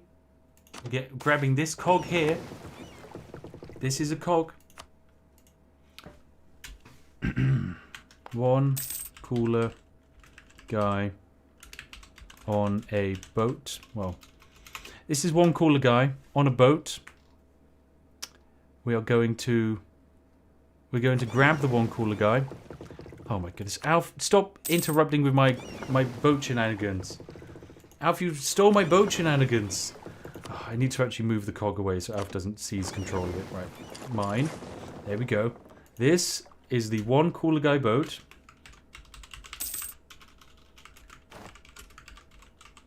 Okay, there you go. Congratulations. You're on a boat. And One Cooler Guy, for your donation and coffee drinking habits, you've won an all-inclusive, all-expenses-paid trip to the Caribbean. Congratulations, my friend. You're going to the Caribbean. What a lovely place to be. You're going to love it, my friend. Truly fantastical. Everyone wants to go to the Caribbean. It's what a wonderful place to be. Absolutely lovely. One slight issue, however, for you, which I think you will discover, which is that we have nowhere for your boat to resupply. So already, just floating around this the Canary Approach outside the Canary Isles, your boat is slowly developing holes and leaks. And what's this? Oh, you've gone to the coast of Brazil almost. Oh, but there's only 50% of the boat actually remaining. Oh, what a devastating shame. Almost 25 sailors have died on board, in fact. And now you're just sat here with 26 sailors on a boat, One Cooler Guy, and the water's coming in fast. Bet you thought you wouldn't like to be drinking coffee now, would you? No, I bet you wouldn't. No. I think you'd hate that, actually. Well, it's such a shame because you decided to come down to the coast of Brazil, also known as the place where they grow a huge amount of coffee. So I hope you enjoy all of the coffee you like drinking. Okay? Okay? You enjoying that? I'm killing a part of my navy for you, okay? That'll serve you right for drinking coffee. This entire boat. The hardy seaman didn't deserve this, but you forced my hand, and so I must do this. I must do this. For those of you saying that I shouldn't be doing this, I don't care. I don't care. I have to. I have to do this. Where the heck is Gelry? Is Gelry still being an annoying sausage? They are. Yeah, they are. Can I sue Gelry for peace? No. Oh my goodness. Gelry, go away. Go away. Right, high naval. There we go. Oh, Beans, that crashed the game. I just got the pop-up saying that the ship had been destroyed. The ship said it had been destroyed. Oh my god, One Cooler Guy. Oh my god, One Cooler Guy. From beyond the grave. Coffee crashed the game. What the hell? I've got the crash reporter in front of me. Paradox Crash Reporter. I named a boat after some evil plonker who drinks coffee. I sailed him into the ocean to die, and when he died, he destroyed my game. God damn it, One Cooler Guy. You've struck from beyond the grave. Right, I've sent it to Paradox. We should be getting a hotfix any moment now.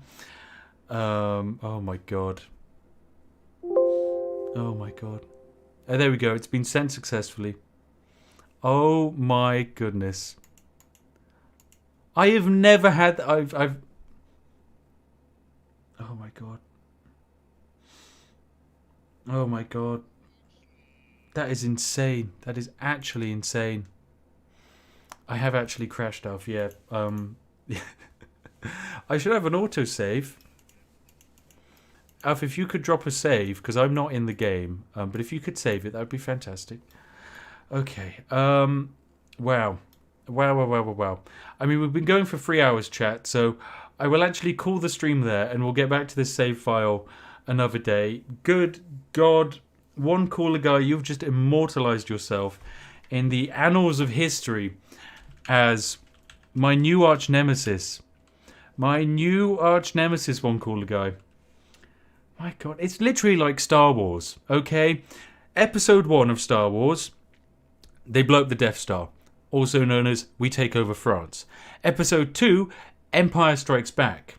Now, Episode 2, One Cooler Guy gets on a boat to Brazil, consumes so much coffee that the entire engine can't handle it and the game crashes. God damn it. Now, luckily, we didn't lose any progress because Alf, my lovely intern, is still in the game, so he's able to save it. So we've lost no progress whatsoever. Oh my god.